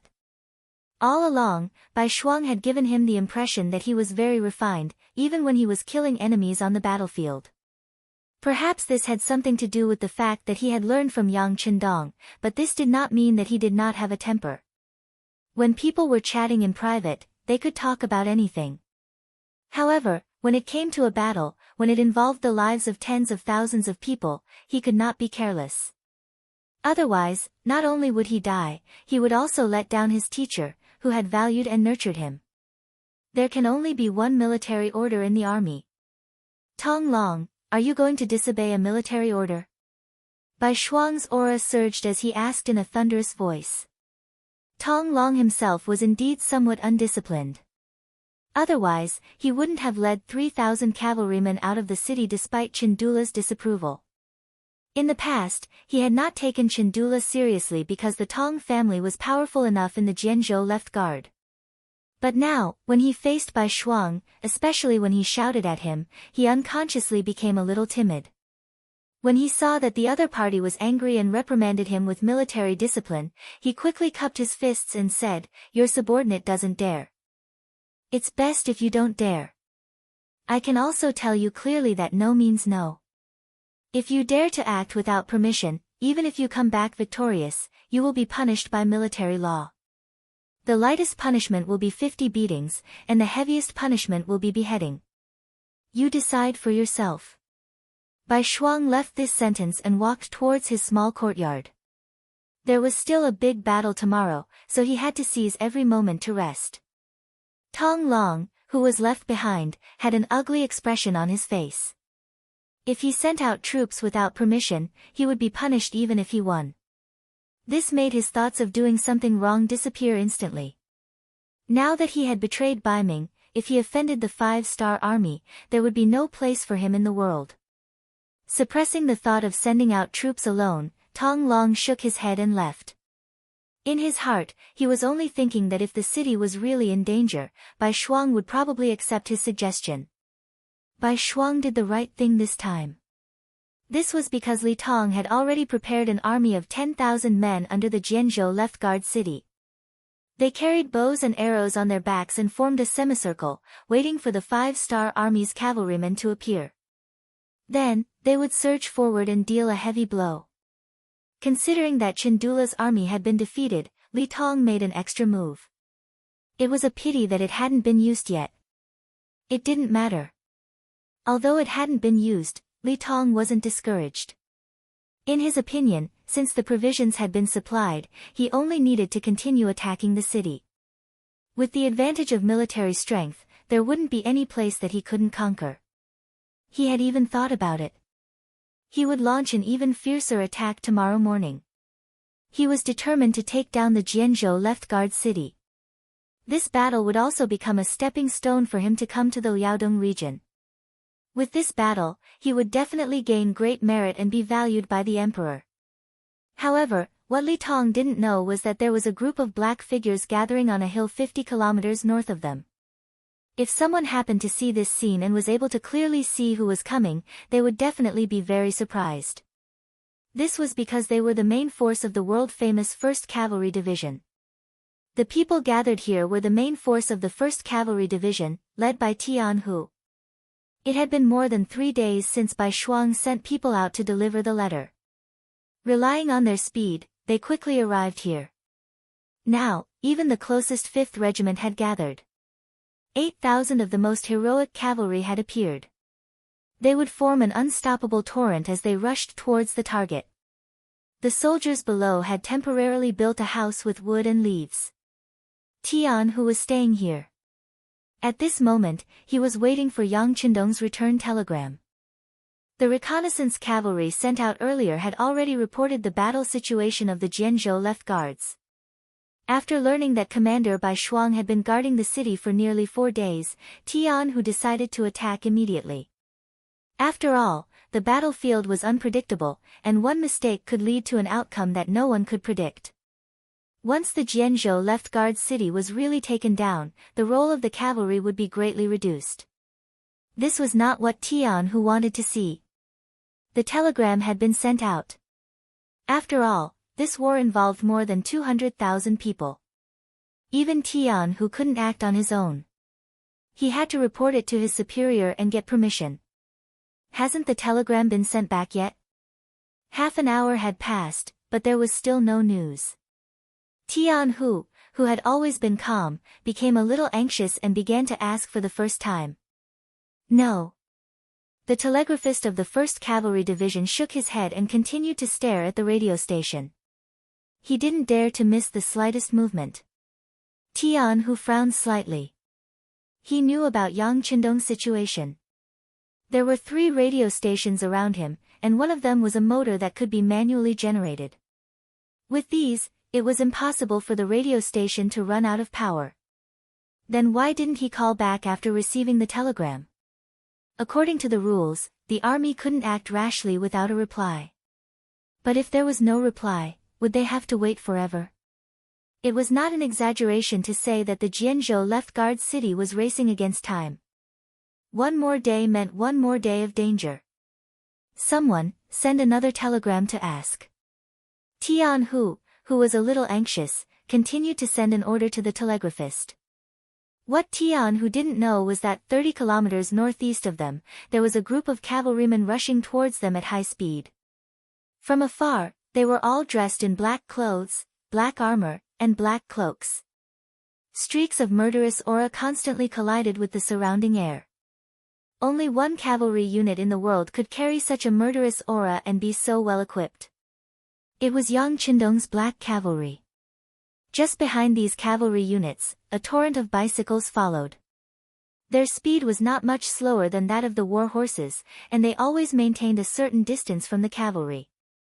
If one looked carefully, one would see that these bicyclists were all carrying long objects wrapped in black cloth behind them. What else could they be if they weren't spears? The team was constantly moving forward. Among them, a white horse under a golden cloak was particularly eye-catching. At this moment, beside the white horse, there was also a strong man riding a war horse who was saying something. Young master, Commander Tian Hu just sent another telegram, asking for a battle. Do you want to reply? Ha, this Tian Hu is good at everything, but recently, his murderous aura has been too strong. He needs to calm down. This time, just treat it as a training. Don't worry about it, let's continue on our way. Yang Qindong, who was riding on the white dragon, laughed, then shook his head gently. Obviously, he intended to polish Tianhu's temper. After all, he would be entrusted with greater responsibilities in the future. It would be bad if he couldn't keep calm when something happened. After talking about Tianhu, Yang Qindong looked at the dark scene around him and asked in a deep voice, Beta Persei, how far are we from Tianhu's division? Young master, it's less than 30 miles away. We can arrive in half an hour. Beta Persei replied confidently. Being able to stay by Yang Qindong's side was indeed very impressive, but in reality, the burden was also very heavy. Whether there was something or not, they had to understand it. Very good. Inform the team that there's no need to rush. Try to preserve the team's physical strength as much as possible. This time, we'll test the strength of the 1st Cavalry Division. Yang Qindong smiled. The reason why he didn't reply to the telegram was because he wanted to test them. It was said that the 1st Cavalry Division was very powerful. This time, Yang Qindong wanted to test it himself. The test stone was his own 1,000 Black Knights and the 4th Army Division. The 1,000 Black Knights had just been replenished. Needless to say, those who could join were naturally the strongest. It was not an exaggeration to say that they were the cream of the crop. Who knew how many people their loyalty was? Fortunately, the chief of security, Yang Qindong, had been doing this work. There were many candidates to be tested, so they could finish replenishing the Black Knights in such a short time. They took a boat from Crimson City all the way to Yang Qindong's side. However, such people also had a special characteristic. Perhaps they were indeed capable, but they always had a sense of arrogance. Yang Qindong wanted to use this opportunity to test their strength. At the same time, he wanted to warn them that although the Black Knights were strong, if they didn't work hard, they could be overtaken by others. The 4th Army Division was needless to say. Firearms had a natural advantage over cold weapons. In order to suppress the momentum of the 1st Cavalry Division, Yang Qindong specially allowed the 4th Army Division to participate and asked them to use empty shells. Chapter 1154. Commander Ling Daqiang naturally agreed with this order. Cold Front's reputation had been overshadowed countless times by the world's #1 Cavalry Division. Now that there was such an open and above-board opportunity to take revenge, he naturally wouldn't miss it. In order to achieve the goal of completing the mission, he ordered all the soldiers of the Cold Vanguard to be in their best condition. If anyone dropped the ball, they would be kicked out of the Cold Vanguard. This was no longer just a matter between the 4th Infantry Division and the world's 1st Cavalry Division. It concerned the reputation of the entire Cold Vanguard. Under Yang Qindong's orders, close to 10,000 soldiers quietly arrived. The scouts sent by the 4th Division and the Black Knights were the best scouts. Very quickly, the scouts sent by Tianhu were eliminated one by one. With the advanced firearms and the speed of the Black Knights, the 1st Cavalry Division was at a disadvantage, at least on the outskirts. Tianhu was naturally unaware of all this. At this moment, he was still waiting for Yang Qindong's reply. It was almost midnight. Soon, the sun would rise, but there was still no news. Tianhu was burning with anxiety. Waiting felt like forever. Tianhu had already drunk at least 5 cups of tea, but there was still no news from the telegraph operator. Just as he was feeling uneasy, the 3rd Regiment commander, Hu Bo, arrived outside the tent and said loudly, Division Commander, Hu Bo, wishes to see you. Come in. Tianhu straightened his body and tried his best to hide his anxiety. Then, he took out the style of a division leader. Hu Bo entered the tent and saw that there was only Tianhu and the telegraph operator. She immediately understood and asked with concern, Division Commander, is there still no news from Bugnam of Gojoseon? No. There was nothing to hide, so Tianhu admitted it. He then looked at Hu Bo and asked with a smile, what? Did the 3rd Regiment commander come just to ask about this? Of course not. Master, I'm here to report to you that there seems to be something wrong with tonight's situation. Hesitantly, Hu Bo spoke of her feelings. As a general under the king of the grassland, Hu Bo did indeed have some ability. Perhaps he was born to fight, but whenever he encountered danger, he would always feel uneasy. This feeling had been proven through countless battles, and it just so happened that tonight, this feeling appeared again. Trusting her sixth sense, Hu Bao was no longer sleepy. She got out of her tent and found Lu Duo, the commander of the 2nd Regiment, who was in charge of guarding the perimeter. She asked him to ask the scouts if there was anything strange. After completing this task, Hu Bo couldn't sleep until she got the results. Seeing that Tian Hu still had some candlelight, she hurried over. Wrong? What's wrong? Tian Hu didn't react until he saw the solemn expression on Hu Bei's face. He suddenly stood up and said, "What's wrong? Are you saying that someone will try to harm us tonight?" "This. I don't know." Hu Bo shook her head. She didn't dare to make a decision on such an important matter. Instead, she hesitated for a moment before saying, "I think we should wait for news from Commander Lu." Tian Hu was usually a careful person. Otherwise, the 1st Cavalry Division wouldn't have achieved such great results under his leadership. However, he couldn't believe that someone would dare to target him. Was it that General Li Tong from Baiming? He should still be attacking the Jianzhou left guard right now. How could he have the time to cause trouble for him? Just as he was in disbelief, footsteps came from outside the door. Then, Lu Duo said, "2nd Regiment Commander Lu Duo wants to see Master." "Come in." Tian Hu knew that Lu Duo must have brought some news. Moreover, from Lu Duo's somewhat anxious footsteps, Tian Hu faintly felt that something was wrong. Lu Duo quickly appeared in front of Tian Hu. As expected, his complexion was not good. He first nodded to the 3rd Captain, Hu Bo who had reported to him. Then, he looked at Tian Hu and said, "Division Master, I just sent someone to contact our scouts. There are more than 10 of them who have yet to contact us." "Which direction?" Tian Hu knew that for the safety of the army, they had to send out close to 100 cavalrymen every night. Now that there were more than 10 cavalrymen who couldn't be contacted, it was very likely that there was a problem in one direction. "Northeast," Lu Duo said in a doubtful tone. It was no wonder that he had such an attitude. The Northeast was already under the control of the 5-star army. There shouldn't be any problems there. Even Tian Hu was confused. "Northeast? How is that possible?" As he spoke, he walked over to the map.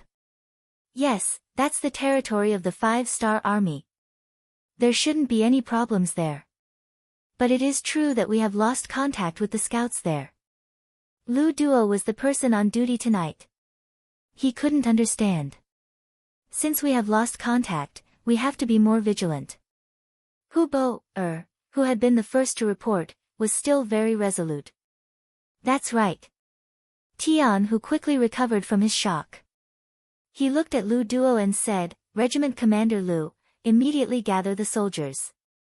Whether or not there really is a problem, we can't take any chances." "Understood." After receiving the order, Lu Duo nodded and agreed. He then turned around and went to carry it out. Even Hu Bei stepped forward. He wanted to prepare his 3rd Regiment for battle as well.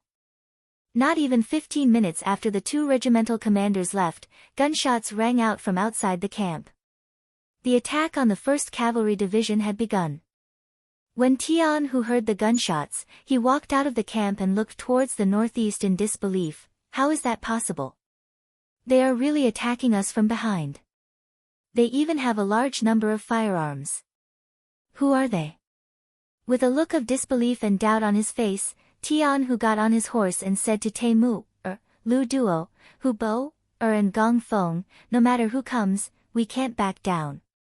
It's nighttime now, the best time for our 1st Cavalry Division to fight at night. I want everyone to launch a counterattack. If there are too many enemies, retreat before daybreak and regroup with the Saha River Guards." "Any questions?" "No." The 4 regimental commanders replied. "Very good. Get ready for battle," Tian Hu said with a solemn expression. Although tonight's opponent had indeed caught him off guard, he was not afraid. On the contrary, he wanted to see what kind of army dared to have designs on the world's #1 cavalry division. A division commander and 4 regimental commanders were about to issue orders to lead the cavalry to launch a counterattack under the cover of the night. However, before they could do anything, a cavalry warrior had already arrived in front of them. Division Commander, Wunan Wang is here. Prepare for, what? Tian, who was stunned. He thought he had heard wrongly. Division Commander, Bugnam of Gojoseon is here. He is personally leading the Black Knights towards us. They are less than 2 miles away. The soldier saw that Tian, who was still in a daze, and repeated himself. This time, Tian, who heard everything clearly. Then, when he thought of the sneak attack, he came up with an idea. However, this was not the time to think about this. After looking at the faces of the 4 regimental commanders, he said, "Let's go. Let's welcome Bugnam of Gojoseon together." Tian Hu and the others had only walked a few hundred meters when Yang Qindong appeared in front of them with a group of black knights in black clothes, black armor, and black cloaks. Tian Hu and the others immediately dismounted and knelt down to pay their respects. They shouted, "Greetings to Bugnam of Gojoseon. Ha, sorry to disturb you in the middle of the night. You have worked hard." Bugnam of Gojoseon casually waved his hand and motioned for everyone to get up. The meaning behind this sentence made Tian Hu raise his head again. "Teacher, were you the one who arranged the sneak attack tonight?" Not bad. You reacted quickly. In fact, your performance was not bad. You were able to gather the troops so quickly. This made the feast that I prepared for you unable to come true." While saying these words, Yang Qindong laughed heartily. Obviously, he was quite satisfied with this result. Yang Qindong was not angry. Tian Hu's heart was at ease. Then, he thought of something and said, "Teacher, do we have any other problems?" There is a problem." At this moment, Yang Qindong's expression became more serious. "As I said before, even cavalry scouts need to have 2 groups, one in the open and one in the dark. When necessary, there needs to be a 3rd group to observe everything in the dark. However, you obviously did not do that this time. You only arranged for one group of cavalry to be in charge of guarding. This is not good. War is not child's play. Even if the northeast is your rear, you still have to act according to military discipline. By the way, who is in charge of guarding tonight?" "Bugnam of Gojoseon. It's your subordinate." The 2nd Regiment Commander, Lu Duo, walked out with a red face. "Regiment Commander Lu, you bear a lot of responsibility for tonight's incident. In order to show military discipline, I will deduct half a year of your salary. Do you have any objections? By the way, you have the same leadership responsibility as your division commander. Half a year of your salary will also be deducted," Yang Qindong said in an unquestionable tone. Although the 1st Cavalry Division had already done a good job, after all, no one would have thought that there would be a problem in their rear. However, whether or not they had thought of it, a loophole was a loophole. Sometimes, a small loophole could put an army in danger. Because of this, Yang Qindong wanted to punish them. Moreover, it would not be too heavy as a warning. Your subordinate accepts the punishment. It was only half a year of salary. The symbolic meaning was more important than the actual meaning. Tian Hu and Lu Duo admitted their mistakes.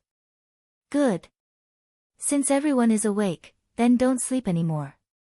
Get ready. We are going to send a gift to the Baiming army." After dealing with the matter in front of him, Yang Qindong's eyes were filled with the aura of an elite. This Li Tong had guts. He actually dared to attack a city that belonged to the 5-star army. If he did not show him how strong the 5-star army was, how could he show the strength of the 5-star army? Chapter 1155. The sky slowly brightened. More and more Baiming soldiers began to gather at the foot of the Jianzhou left guard city. Countless scaling ladders were carried into the army. War drums beat and shouts shook the sky. Above the city gate tower, Bai Shuang narrowed his eyes and looked at everything below the city. He could see that the Baiming army's discipline seemed to be much stricter and the morale of the soldiers seemed to have improved a lot. Although he did not know what caused it, he still cautiously said to the soldiers beside him, "Inform everyone that the enemy's attack today will be very fierce. Tell everyone to be in their best condition." Baiming soldiers had eaten their fill last night. Even this morning, there was still shredded meat in the soup. They had never enjoyed such treatment before and were ready to do their best. Chendula did not sleep much last night, so his eyes were still a little red. However, he had to force himself to stay alert. The Jianzhou left guard was his territory. If he could not get it back, it would be a great sin. Even if it was for his own life, he had to fight with all his might. Li Tong, who noticed this scene, looked at Chendula's appearance and laughed. "Don't worry. We have so many soldiers. It's only a matter of time before we take down the Jianzhou left guard. This will still be your territory." It was no wonder that Li Tong was so happy. Once they took down this place, he would have made a great contribution. Not only would he have taken back the city, but he would also have defeated the 5-star army. When he reported this to the imperial court, he would have made a great contribution. He would also be the first general to defeat the 5-star army on the battlefield. Just thinking about it made him feel good. Yes, General Li is right. We must take down the Jianzhou left guard. Chendula said with a hint of ruthlessness in his voice. Both generals made up their minds and the general attack began. In order to achieve the goal of taking down the Jianzhou left guard in one battle, they sent out 4 echelons in the first battle, a total of 20,000 soldiers to attack the city. They launched a wave of attacks from the east, south, west, and north. There were only 8,000 soldiers guarding the city, and they were divided into 4 towers. There were only 2,000 soldiers on each tower, and the weakness of the lack of military strength was quickly revealed. After only half an hour of fighting, some Baiming soldiers had already rushed up the city walls. Although they were quickly suppressed, the situation was still very dangerous. "Commander, let's switch from cavalry to infantry and reinforce the tower." Tong Long could tell that the situation was not good, so he anxiously suggested to White Shuang. "No, let the cavalry prepare to leave the city for battle." Bai Shuang shook his head. He knew very well that the 2,000 men he brought with him and the 2,500 men under Tong Long's command were all cavalrymen. Asking them to dismount and fight was tantamount to giving up their greatest advantage. It was not worth it. Furthermore, he didn't think that these 4,500 people would be able to turn the tide of the battle. They would only be able to hold on for a little longer. Looking into the distance, Bai Shuang's expression remained calm. However, in his heart, he said anxiously, "Master, why aren't you here yet?" Could it be that the Jianzhou left guard was going to give up just like that? The siege was still ongoing. As if he could see that victory was already decided, Li Tong sent out another 20,000 soldiers, divided into 4 echelons, and continued to increase the number of soldiers, causing the Jianzhou left guard's defense to become shaky. When Chendula saw that the city was about to fall, the trace of worry in his heart finally disappeared. He laughed and said, "General Li is amazing. If this continues, the city will definitely fall today. When the 5-star army's reinforcements arrive, we can only leave regretfully." Ha ha ha. I hope that the 5-star army's reinforcements will arrive. I have arranged a feast for 30,000 soldiers at the back of the army. Li Tong arrogantly snorted and then laughed. "I'm just afraid that some people won't dare to come. Otherwise, I'll let them see how powerful we are. General Li is wise." Chendula said flatteringly. There were indeed 30,000 Baiming soldiers at the back of the army.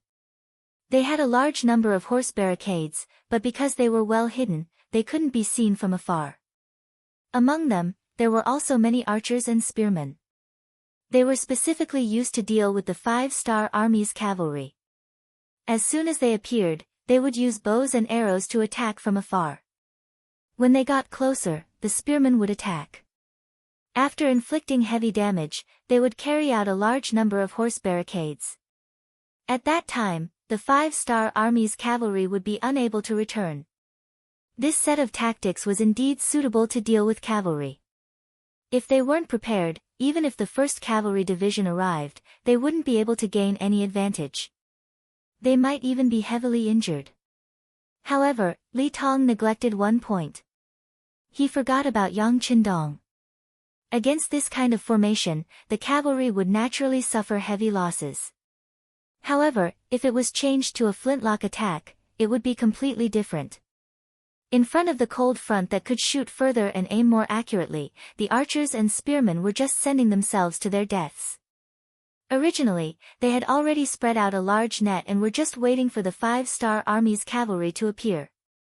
However, because of Yang Qindong's appearance and the 4th Lu Division's attack, the situation had changed greatly. The victory had been turned into a defeat. Of course, Li Tong didn't know all of this. If he knew that Bugnam of Gojoseon and the 4th Lu Division would appear here, he wouldn't be so confident. He would have retreated to a nearby city to hide. Many times, war was also about information. The side with more accurate information would have the upper hand and be able to obtain the final victory. Yang Qindong brought the army over. In order to conserve the soldiers' stamina, they didn't rush over very quickly. When they saw the 30,000 Baiming army blocking their path, 4 hours had already passed since Li Tong gave the order to attack the city. Teacher, it seems like the Jianzhou left guard is in danger. I don't know if Commander Bai Shuang can hold them off. Why don't I lead the cavalry to charge first? Sensing the intensity of the battle ahead, Division Commander Tian Hu volunteered. Don't be in a hurry. You have to believe in Bai Shuang. He isn't someone who will just sit there and wait for death. Since there aren't any cavalry charging out of the city gates, it shouldn't be the end yet. What we need to do now is to deal a heavy blow to the Baiming army in front of us. Only then will we be able to completely turn the situation around. Yang Qindong's eyes were as sharp as a hawk's.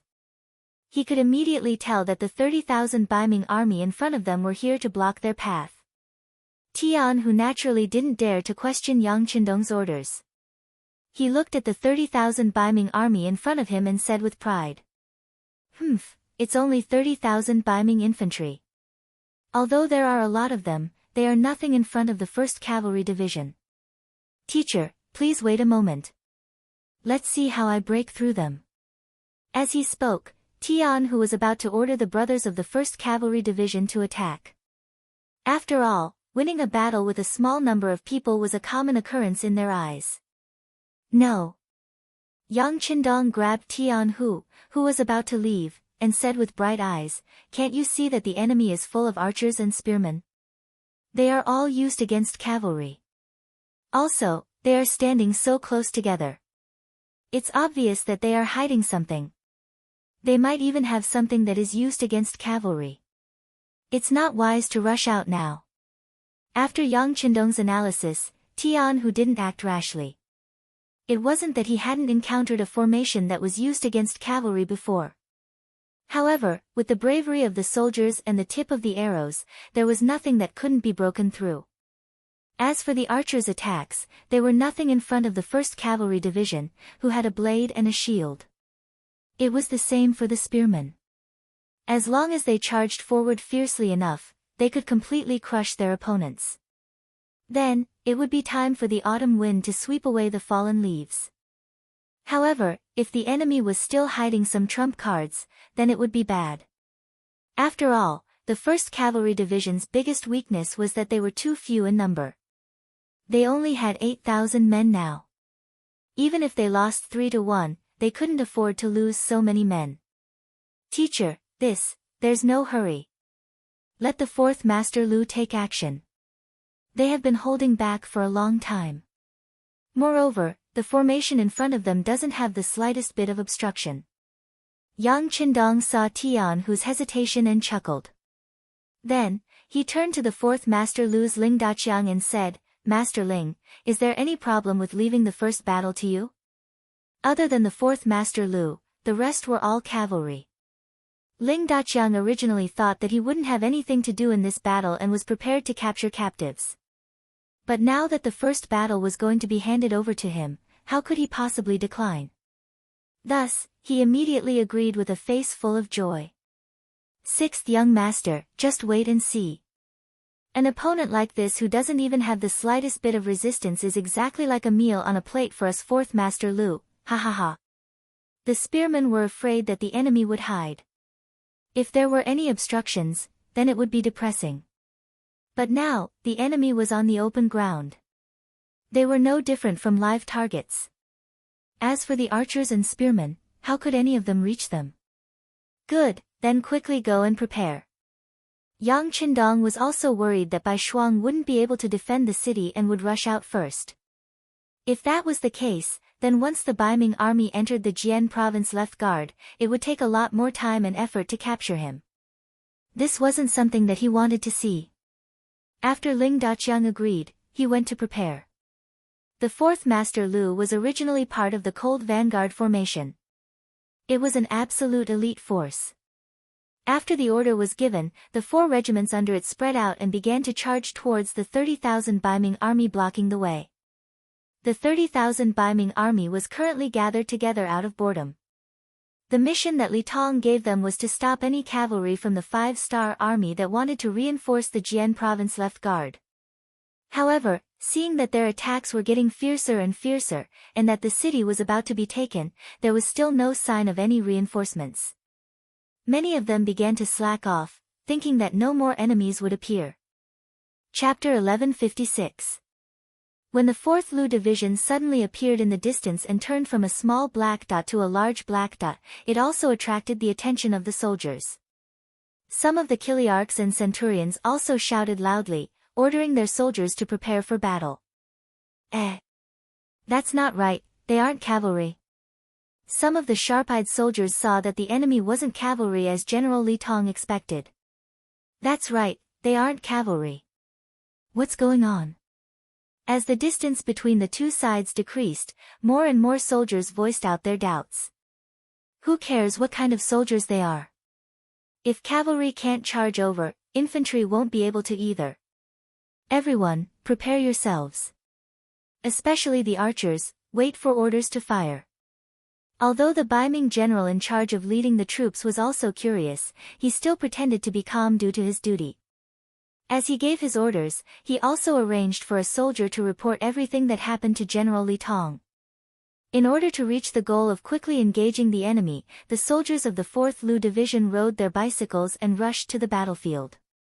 Only when the distance between the two sides was 3 li did they stop their bicycles and change to running. Then, they rushed towards the Baiming army. They're here. They're so fast. Everyone, prepare for battle. Seeing the speed of the army, the Baiming general in charge of leading the troops had a trace of panic in his eyes. Especially the mounts of the 5-star army, they were something he had never seen or heard of before. People often feared things they didn't know, and this Baiming general was one such person. Among the 30,000 soldiers, 10,000 of them were Baiming archers. They had already received orders to draw their bows and reload them. Once the enemy got close, they would release their arrows and heavily injure the enemy. 1,000 meters, 800 meters, 600 meters, 400 meters, 300 meters. They stopped.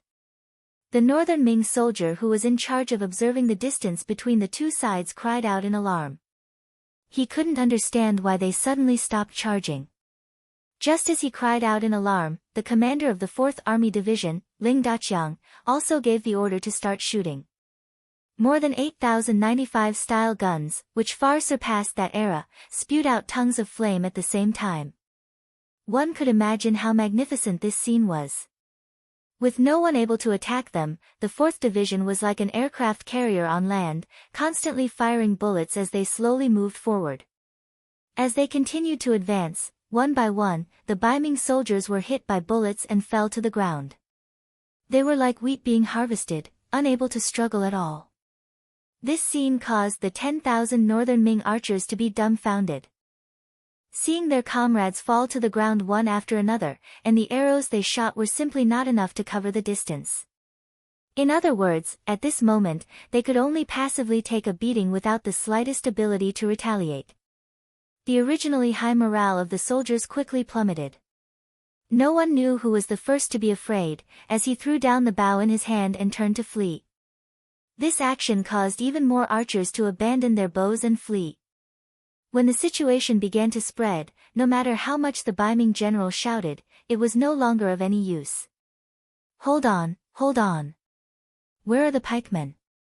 If there are any deserters, kill them without mercy. Seeing that the battle formation was about to be destroyed, and it was caused by deserters, the Baiming general's face burned with anger. After the pikemen received the order, although they were unwilling and did not want to attack their comrades, they could not disobey a military order. They had no choice but to stab forward with the pikes in their hands. In just a few flashes of pikes, more than 1,000 Baiming army archers fell, and they finally managed to stop their retreat. Where are the sharpshooters? Do you see that Baiming general on the horse? Shoot him down. Ling Daqiang was naturally overjoyed when he saw that the enemy's formation was in chaos after a wave of attacks. However, seeing that the situation was about to be stabilized, how could he be willing to give up? He scanned the surroundings with his binoculars and locked onto the Baiming general. There was no lack of sharpshooters in the cold vanguard army. They usually had good eyesight and were fed countless bullets. At this moment, when they heard their division commander's order, several sharpshooters searched for the Baiming general on the horse. Soon after, they locked onto him and the sound of gunfire rang out. Bullets whizzed out of the barrels and hit the Baiming general's body. The Baiming general was still shouting something, trying to turn the situation around. However, he felt a sharp pain in his chest. Then, another bullet hit him between the eyebrows. At this moment, he lost consciousness and fell from the horse in front of him. With the sudden death of the general, the Baiming army, without a unified command, was in complete chaos. Although there were still a few captains who were desperately shouting something, trying to get the position of commander, in this chaotic situation, their shouts were like small boats in the middle of a stormy sea. They were completely useless. After another round of gunfire, the archers of the 4th Division fell to the ground. The situation that had just stabilized was once again thrown into chaos. However, this time, no one gave the pikemen an order, and no one stopped the archers from retreating. Not only that, even the pikemen turned their spearheads and ran away. The army was defeated like a landslide. As the Baiming soldiers turned around and fled, many of them even threw their weapons to the ground in order to increase their speed. The situation on the battlefield began to change. As the Baiming army frantically retreated, the countless stakes and bags of iron caltrops that were hidden behind them were completely exposed.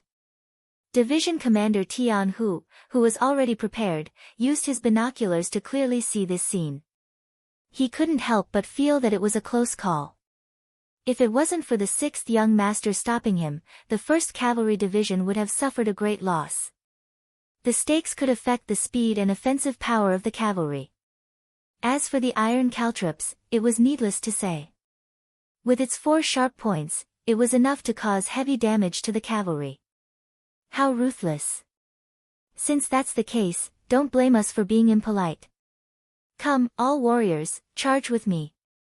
Let's let them know the consequences of facing the wrath of the world's #1 cavalry division. Charge!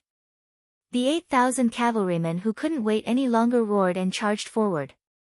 The earth seemed to tremble as dust filled the air. Their momentum was unstoppable. In the middle of the Baiming army, the Baiming soldier who was sent to deliver a message saw Li Tong and Qin. He reported the scene he saw. Not cavalry, but infantry. What's going on? Li Tong asked with a face full of surprise. The situation was far beyond his expectations, making Li Tong feel that he couldn't control the situation. We don't know. We only saw that the infantry were extremely fast. They seem to be riding on something that we don't recognize. That thing can increase a person's speed. The soldier who delivered the message tried his best to describe what he saw with words. Riding on something can increase their speed. Li Tong, who was repeating this sentence, suddenly changed his expression. As expected of a general from the capital of Baiming, Li Tong's knowledge was far greater than Qin. After hearing this, he quickly remembered something, and that was the bicycle. Although the bicycle wasn't produced in the outside world yet, some legends about it had already spread. Li Tong had heard of it before, but he had never seen it with his own eyes. When he thought of the bicycle, Li Tong naturally thought of Bugnam of Gojoseon. It was said that only Bugnam of Gojoseon could command such an army. Could it be him? As the saying goes, a man's name is like a tree's shadow. Although many people thought that Bugnam of Gojoseon was being rebellious by commanding an army, no one dared to underestimate him. However, no one dared to look down on him. On the contrary, they were quite fearful of him. Li Tong was one such person. If it was really Bugnam of Gojoseon who appeared here, Li Tong would have to think carefully. This was an existence that was regarded as a war god. No one had ever taken advantage of him before. How could he resist such a person? Just as Li Tong was struggling in his heart, he suddenly heard a burst of firecracker-like sounds. This sound startled him, and he immediately thought of the Flintlock army. Li Tong, who had a trace of suspicion, was now certain. His originally confident spirit was hit.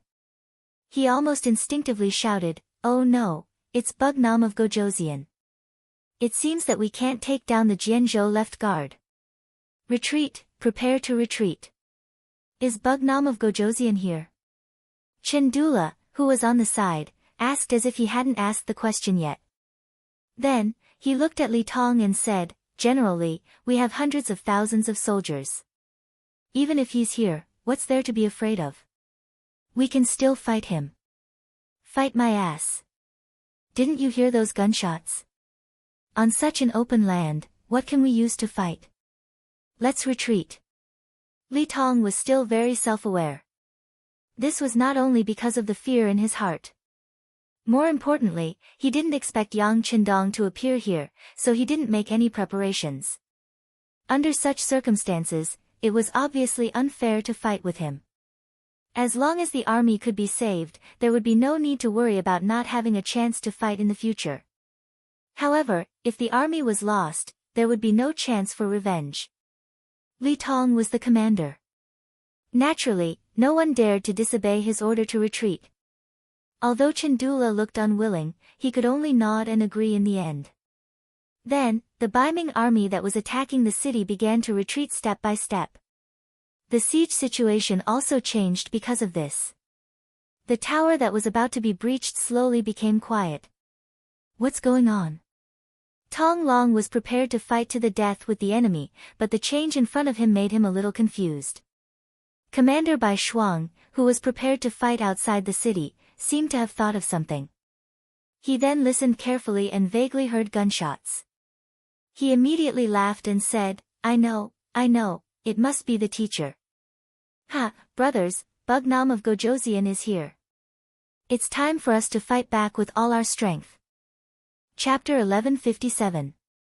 Bai Shuang had studied with Yang Qindong before, so he was quite familiar with the sounds of guns.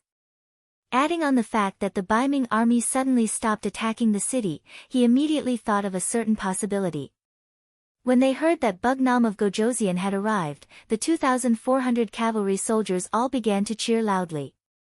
From this, it could be seen just how high of a position Yang Qindong held in these soldiers' hearts was. Even Tong Long, who had never seen Yang Qindong before, became extremely excited.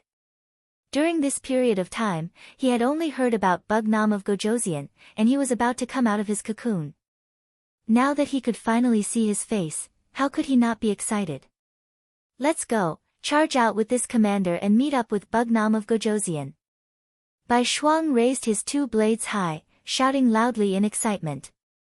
Following the shout, the city gates opened from the inside, and 4,500 cavalry soldiers charged out like a whirlwind. Speaking of which, it was quite a coincidence. When Bai Shuang and the others charged out, it was precisely when the Baiming army was retreating. The 20,000 Baiming army that was originally arranged to deal with them had also just cleaned up their things and were retreating. Suddenly, intense battle cries sounded from behind them. When they turned around to take a look, their expressions immediately changed greatly. Li Tong, who had already left the large tent and was leading his soldiers to flee, also saw this scene. He sighed. These 5-star army cavalry were too cunning, actually charging out after he withdrew his defenses. Under this type of timing, even if he gave the order to launch a counterattack now, it was clearly too late. Retreat, retreat, retreat towards the 30,000 guards. Li Tong, who knew that the situation was already in his favor, didn't turn around, instead turning around and fleeing. Behind him was the vast and mighty Bai Ming army. In front of them, who would be afraid of death? That was why at this moment, they actually displayed their life's potential, each one running faster than the other. It was to the extent where not long after, the army responsible for transporting the supplies became the last group. "General, what do we do?" Seeing that there were already no more troops to protect him, the logistics officer in charge of transporting the supplies asked the leading general. Closing his eyes, the general knew that once the provisions were lost, he would be beheaded according to military discipline. But now that he didn't have the ability to protect these provisions, he simply shook his head and said, "Forget it, they were the ones who abandoned us. It's not that we didn't try our best. Tell the brothers, if you want to escape, then run. If you can't escape, then surrender and wait for the 5-star army to come and take over." "Ah! If we go like this, General, we will die. Why don't we burn the provisions? That way, we'll be able to account for it," the logistics officer suggested. "No." The general immediately shook his head.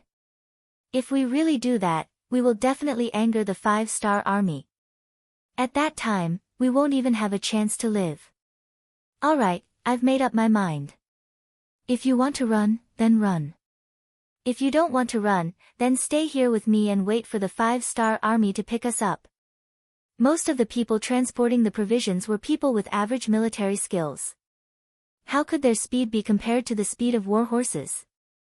Most of them stayed behind. Only a small number of them ran away with the mentality of a fluke. After a stick of incense's time, Commander Bai Shuang brought the cavalry over. Along the way, who knew how many of the Bai Ming army were killed and how many were captured? When he arrived in front of the transport team and saw that this team of thousands of people was actually waiting for him, he was very curious and came over on his horse. Surrendered General Zhao Xing greets the general. A general wearing a Kiliarka's armor half knelt in front of Bai Shuang. "General Zhao, why didn't you all escape? At the very least, you can burn the provisions.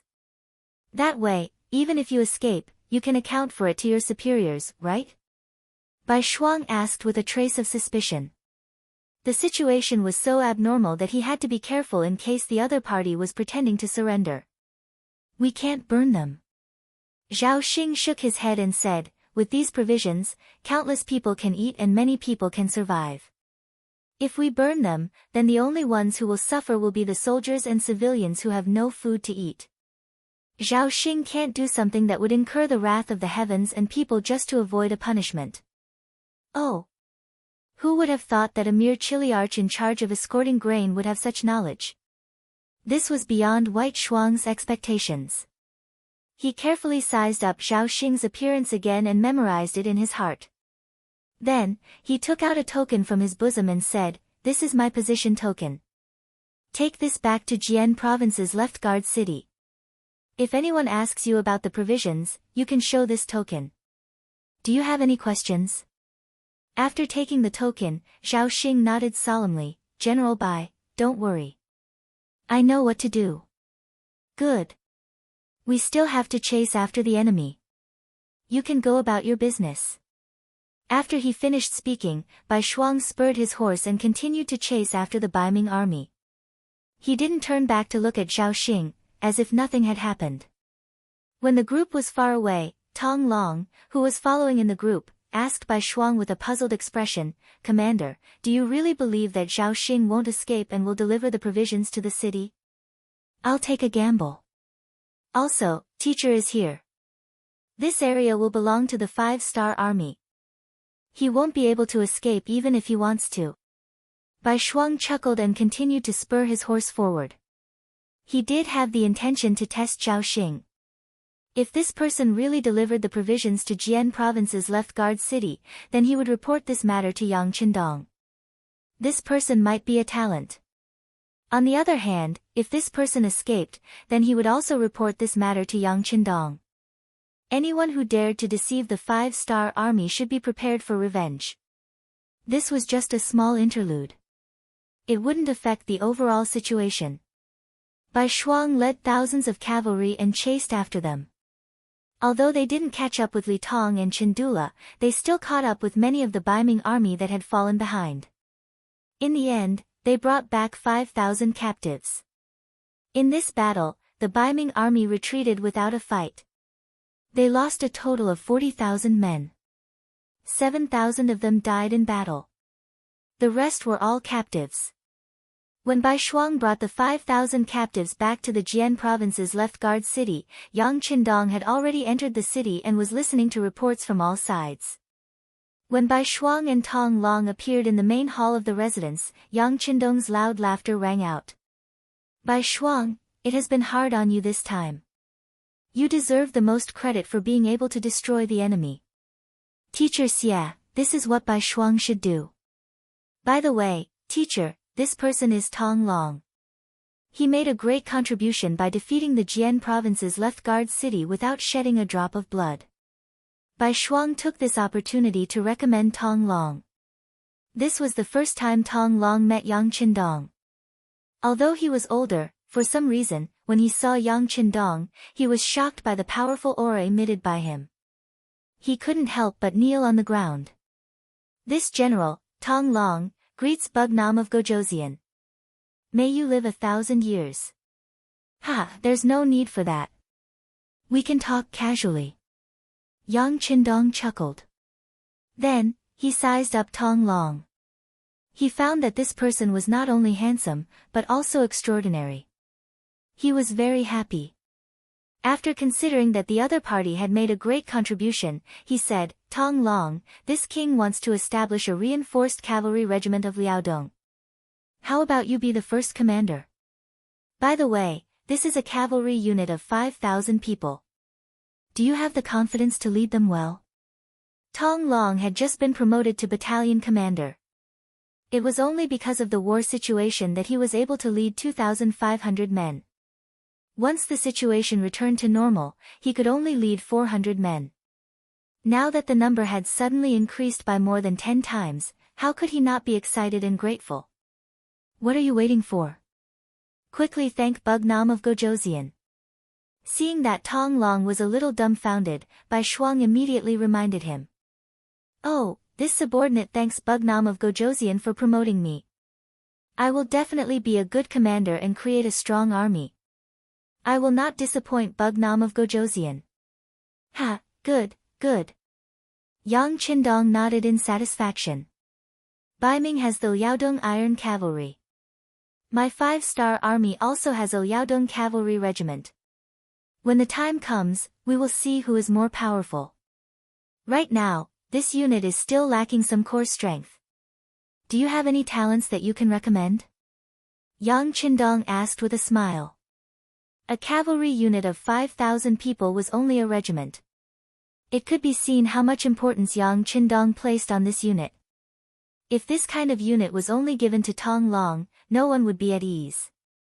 The others had to be personally appointed by Yang Qindong in order to ensure the loyalty of the unit. Everyone was clear about this point. Immediately, everyone suggested some candidates. Soon, there were suitable candidates for the 12 battalion commanders of the Liaodong Iron Cavalry Regiment. Next was the vice commander. Regarding this problem, no one had any good opinions. First, we have to look at the responsibilities of the vice commander. According to the rules of the 5-star army, the vice commander was to assist the commander in managing the entire unit. Only when the commander was not around would the vice commander have the right to make decisions. Normally, the vice commander would be in charge of logistics. Only with good service would the unit be able to win more battles. Considering that the Liaodong Cavalry Regiment was a reinforced unit, there would be many difficult missions in the future. This vice commander would not only be able to manage logistics, it would be best if he could also fight well. This kind of talent was naturally hard to find. Everyone looked at each other and couldn't find a suitable candidate. Although there were vice commanders in each division, no one wanted to recommend their vice commander. After all, it wasn't a promotion, it was just a transfer. Looking at the current Liaodong Iron Cavalry Regiment, it was likely that the vice commander wouldn't even be considered a transfer. No one had a good candidate. Yang Qindong asked with a calm expression, "What? Is no one willing to give up this?" Seeing that Yang Qindong seemed to be a little unhappy, everyone was a little anxious at the moment. They were wondering if they should recommend someone from their own army's deputy commander. But before they could say anything, Commander Bai Shuang suddenly thought of someone and said, "Teacher, I have a suitable candidate. It's just that I don't know much about him. Why do I need teacher to look at him?" Chapter 1158. Suitable, but not understanding. This sentence itself was somewhat contradictory. Bai Shuang's words also attracted everyone's attention. Considering that he didn't make it clear, Bai Shuang smiled bitterly and explained in detail how he met Zhao Xing on the way. "Zhao Xing. I know this person. He escorted the provisions to Jianzhou's Suowei city. Because it was related to logistics, I went to take a look. I still have a deep impression of this person," Beta Persei, who was standing beside Yang Qindong, said after Bai Shuang finished speaking. "Did he really escort the provisions back?" Bai Shuang's eyes flashed as he asked. "That's right." Beta Persei chuckled and continued, "Not only did he transport the provisions back, but he also brought 2,108 surrendered soldiers. According to him, he had a total of 2,200 soldiers. 92 of them escaped for some reason, and most of them came with him to surrender. Oh, by the way, when I went, his soldiers were lined up neatly, even the weapons in their hands were placed neatly together. To be honest, it's the first time I've seen someone surrender like this." The other officers couldn't help but nod in agreement. It wasn't that he hadn't seen people surrender before, but most of them were disheveled and dispirited, looking as if they had lost all hope in life. Their weapons were thrown everywhere, so he had never seen such a carefree and effortless surrender before. Hearing this, even Yang Qindong couldn't help but be curious. "There's such a wonderful person. Come, bring him here so I can see him." "I'll go." Beta Persei agreed. "I'll go with second brother." Bai Shuang thought for a moment and stepped forward. He thought highly of Zhao Xing. Since his teacher wanted to see him, he wanted to say a few words to remind him. The two walked out of the main hall together. Yang Qindong looked at the people who stayed behind, and his gaze fell on the face of the 1st Cavalry Division's commander, Tian Hu. "Commander Tian, how do you feel about this battle?" "Awesome," Tian Hu said without thinking. In this battle, the 4 regiments of cavalry had killed and captured twice the number of enemies. Most importantly, there were almost no heavy casualties on their side. The number of dead and injured did not exceed 100. This kind of difference in casualties greatly comforted him. However, he immediately recalled that they had almost been ambushed. Thinking about how the dozen or so cavalry scouts had been surrounded by the 4th Division and the Black Knights, and how not a single one had managed to escape, his old face turned red again. Tian Hu's face suddenly turned red, which made Yang Qindong swallow back the words he wanted to say. Sometimes, it was okay to give a little pressure, but if the pressure was too much, it was very likely that it would be unable to bear the burden and eventually collapse. The 1st Cavalry Division was his weapon. Naturally, he didn't want anything to happen to it.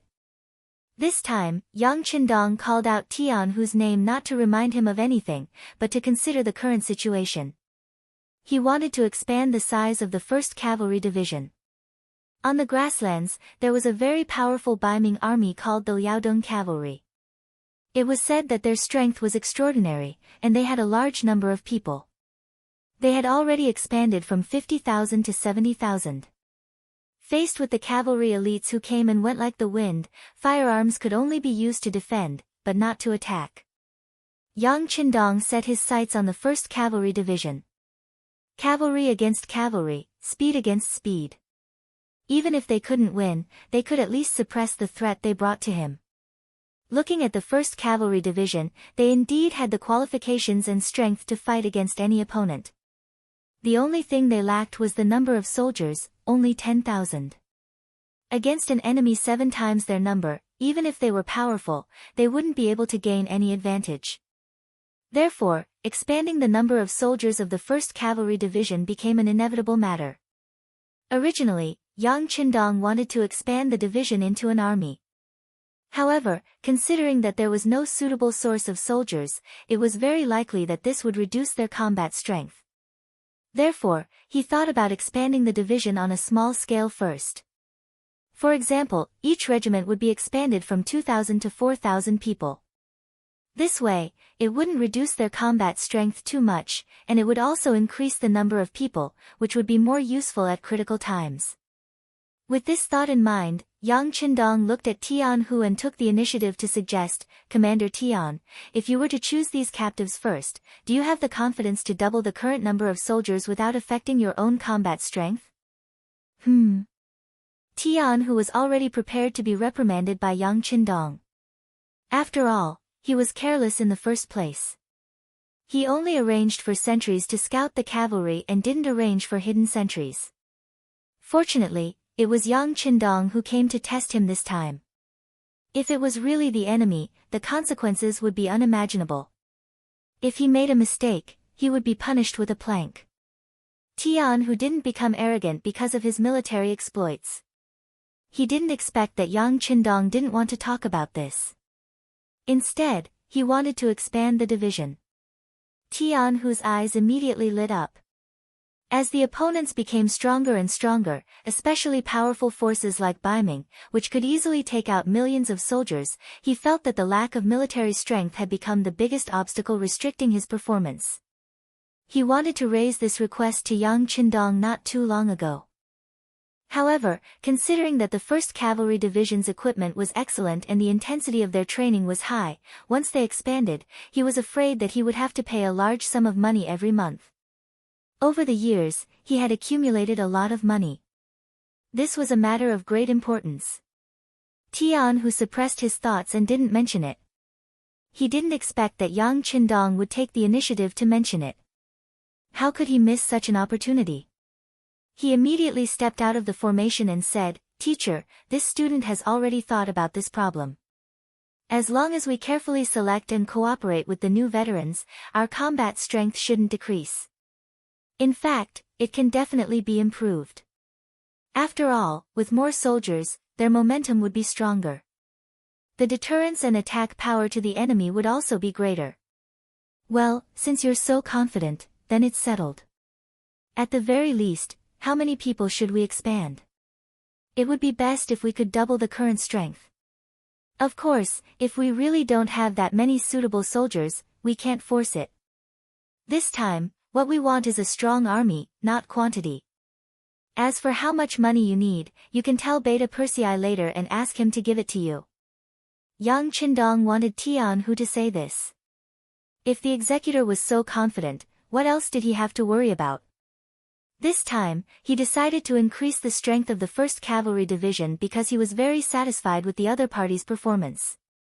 His actions of probing further confirmed his thoughts. Such an army should be larger in number so that they could better display their strength. As for the problem of money, it really wasn't too big of a problem. Not to mention anything else, the gold and silver mines discovered in the Japanese Empire were enough to solve the current financial pressure on Yangtze. Not to mention, many of the powers in Southeast Asia were now under the Yang faction, allowing them to sell more of their products. There were also many non-core items that were directly exported to other continents through the sea, bringing in countless silver taels. Whether it was an army, a force, or a country, nothing could be done without money. Yang Qindong, who had known this for a long time, had never slacked off in this aspect. Now, it seemed that the effect was very significant. This was also the foundation that allowed him to conquer the world and where his confidence lay. "Thank you, teacher. This student will do it in a while," Tian Hu said excitedly. If it weren't for the fact that Yang Qindong was presiding over the meeting, he was afraid that he would have already gone to deal with this matter. As he spoke, the sound of footsteps came from outside the hall. Beta Persei, Bai Shuang, and Zhao Xing walked into the hall. Then, the two in front saluted and stood at attention.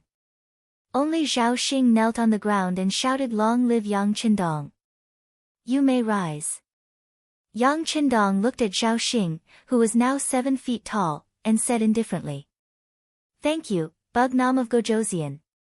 Zhao Xing said as he stood up and slowly raised his head. Yang Qindong's appearance reflected in his eyes. "I've heard about your matter.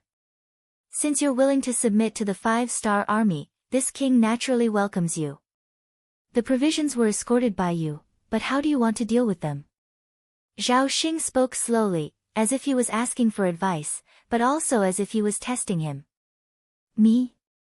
Zhao Xing stretched out his right index finger and pointed at himself, then asked carefully, "I'm just a surrendered general.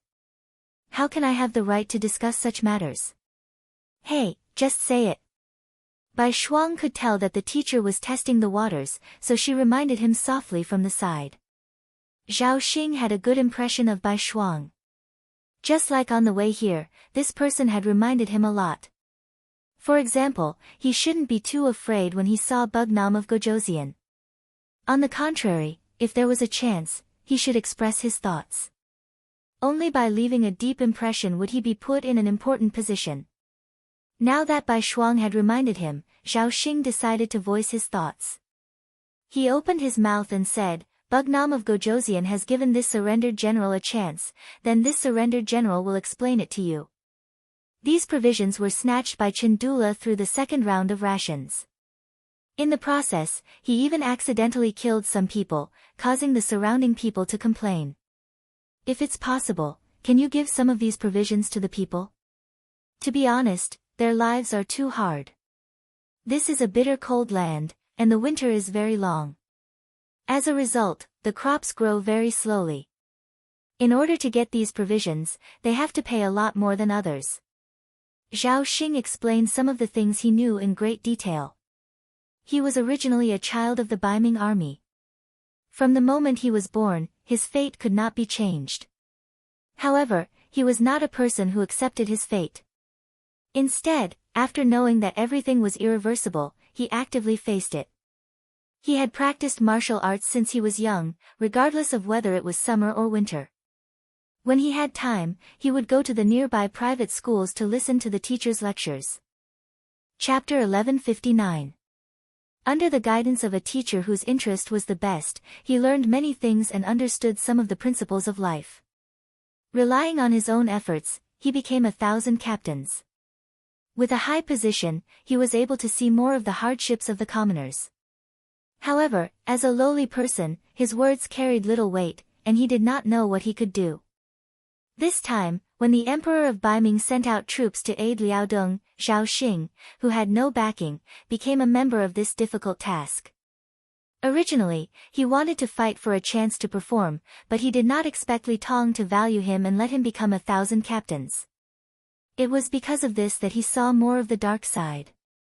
When he saw that the food was stolen from the commoners, and that the commoners did not know how to survive this winter, he would secretly cry while eating. Now that he had the chance to express his views in front of Bugnam of Gojoseon, who loved the commoners like his own children, how could he let go of such an opportunity? Then, he explained everything in detail. When he spoke about the depths of his emotions, he even shed tears. Influenced by Zhao Xing, some of the officers in the other halls also involuntarily shed tears. Many of them had experienced hardships, and listening to these words, they seemed to be pulled back to the past. Only Yang Qindong sat there expressionlessly, not affected in the slightest. This was not to say that his heart was hard, but because he had seen too much, he had long become numb. If he cried whenever something happened, how could he have everything he had now? A strong person must have a strong heart. Rather than crying whenever something happened, it was better to think of a way to change everything. This was what a leader should do. Zhao Xing, who stood there, spoke for the time it took for 2 incense sticks to burn.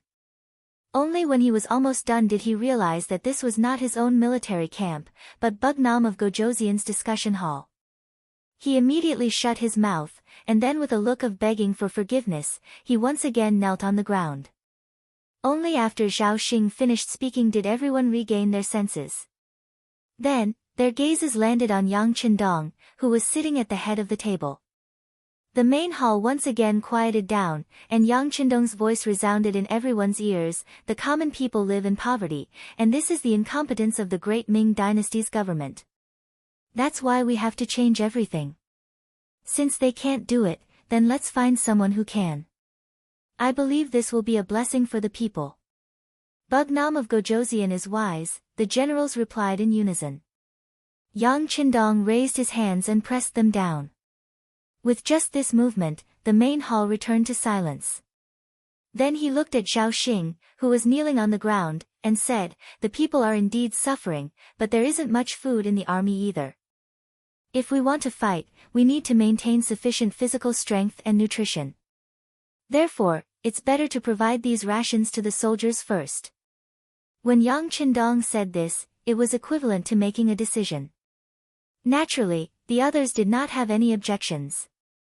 Even if they did, they would only report it to Yang Qindong in private. However, Zhao Xing did not know about this rule. He thought that his words had already convinced Bugnam of Gojoseon, or at least the other generals. He did not expect this to be the result. Thus, he said, "Bugnam of Gojoseon, can't you give a portion of the food to the common people? At least let them survive this year's cold winter." Are you doubting this king's decision? Yang Qindong, who had a calm expression a moment ago, suddenly changed his expression. A powerful pressure involuntarily landed on Zhao Xing's body. Zhao Xing, who originally wanted to say something, was suppressed by this pressure. His face instantly flushed red, and the feeling of being stared at by a wild beast made it difficult for him to even breathe. What Yang Qindong used was a visual attack that was close to the Grand Master level. Under this aura, unless one had a firm belief, not many people could withstand it. Being targeted, Zhao Xing's expression was extremely ugly.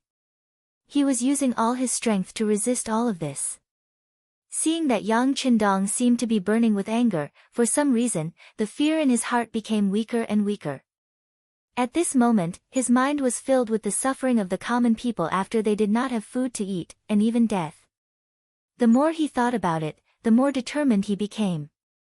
Zhao Xing knew that if he did not say these words today, he would not have the chance to say them in the future. Then, he did not know where he got the strength from, but he actually broke through the layers of pressure from the visual attack. He forced himself to raise his head and said, "Bugnam of Gojoseon, everyone says that you love the common people like your own children. Please make a decision for the common people of Liaodong. I, Zhao Xing, thank you on behalf of them." When he finished speaking, thump, thump. Zhao Xing kowtowed non-stop. Even when blood flowed from his forehead, he still had no intention of stopping. "Zhao Xing, what are you doing? Hurry up and stop." Seeing that Zhao Xing was actually using this to threaten his teacher, Bai Shuang was so scared that his face turned pale. He reached out to stop Zhao Xing. "Commander Bai, thank you for your kindness. I have made up my mind. If Bugnam of Gojoseon does not agree, I will kowtow until I die here." Zhao Xing's eyes were filled with determination.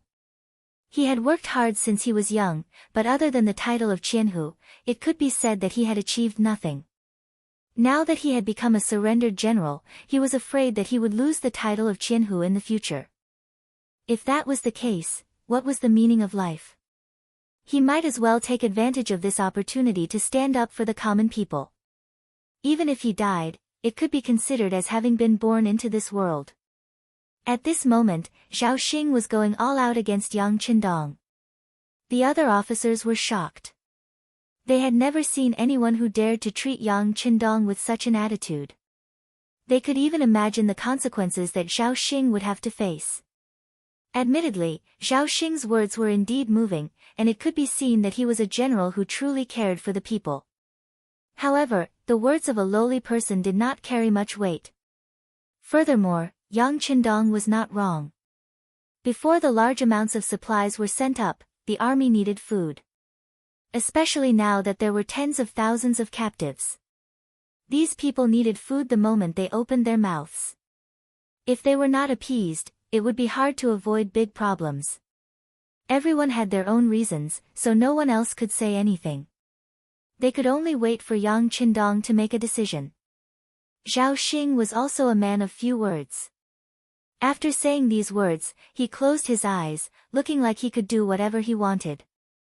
The atmosphere in the main hall became very tense because of this. Everyone's heartbeats could be faintly heard. On the main seat, Yang Qindong had already retracted his aura. He did not expect Zhao Xing to be able to break through his eye attack.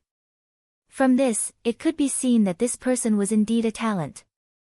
Those words came from the bottom of his heart. If he was not prepared to die, he would not be able to do this. It was rare to have someone who loved the people so much. Yang Qindong had a good impression of him.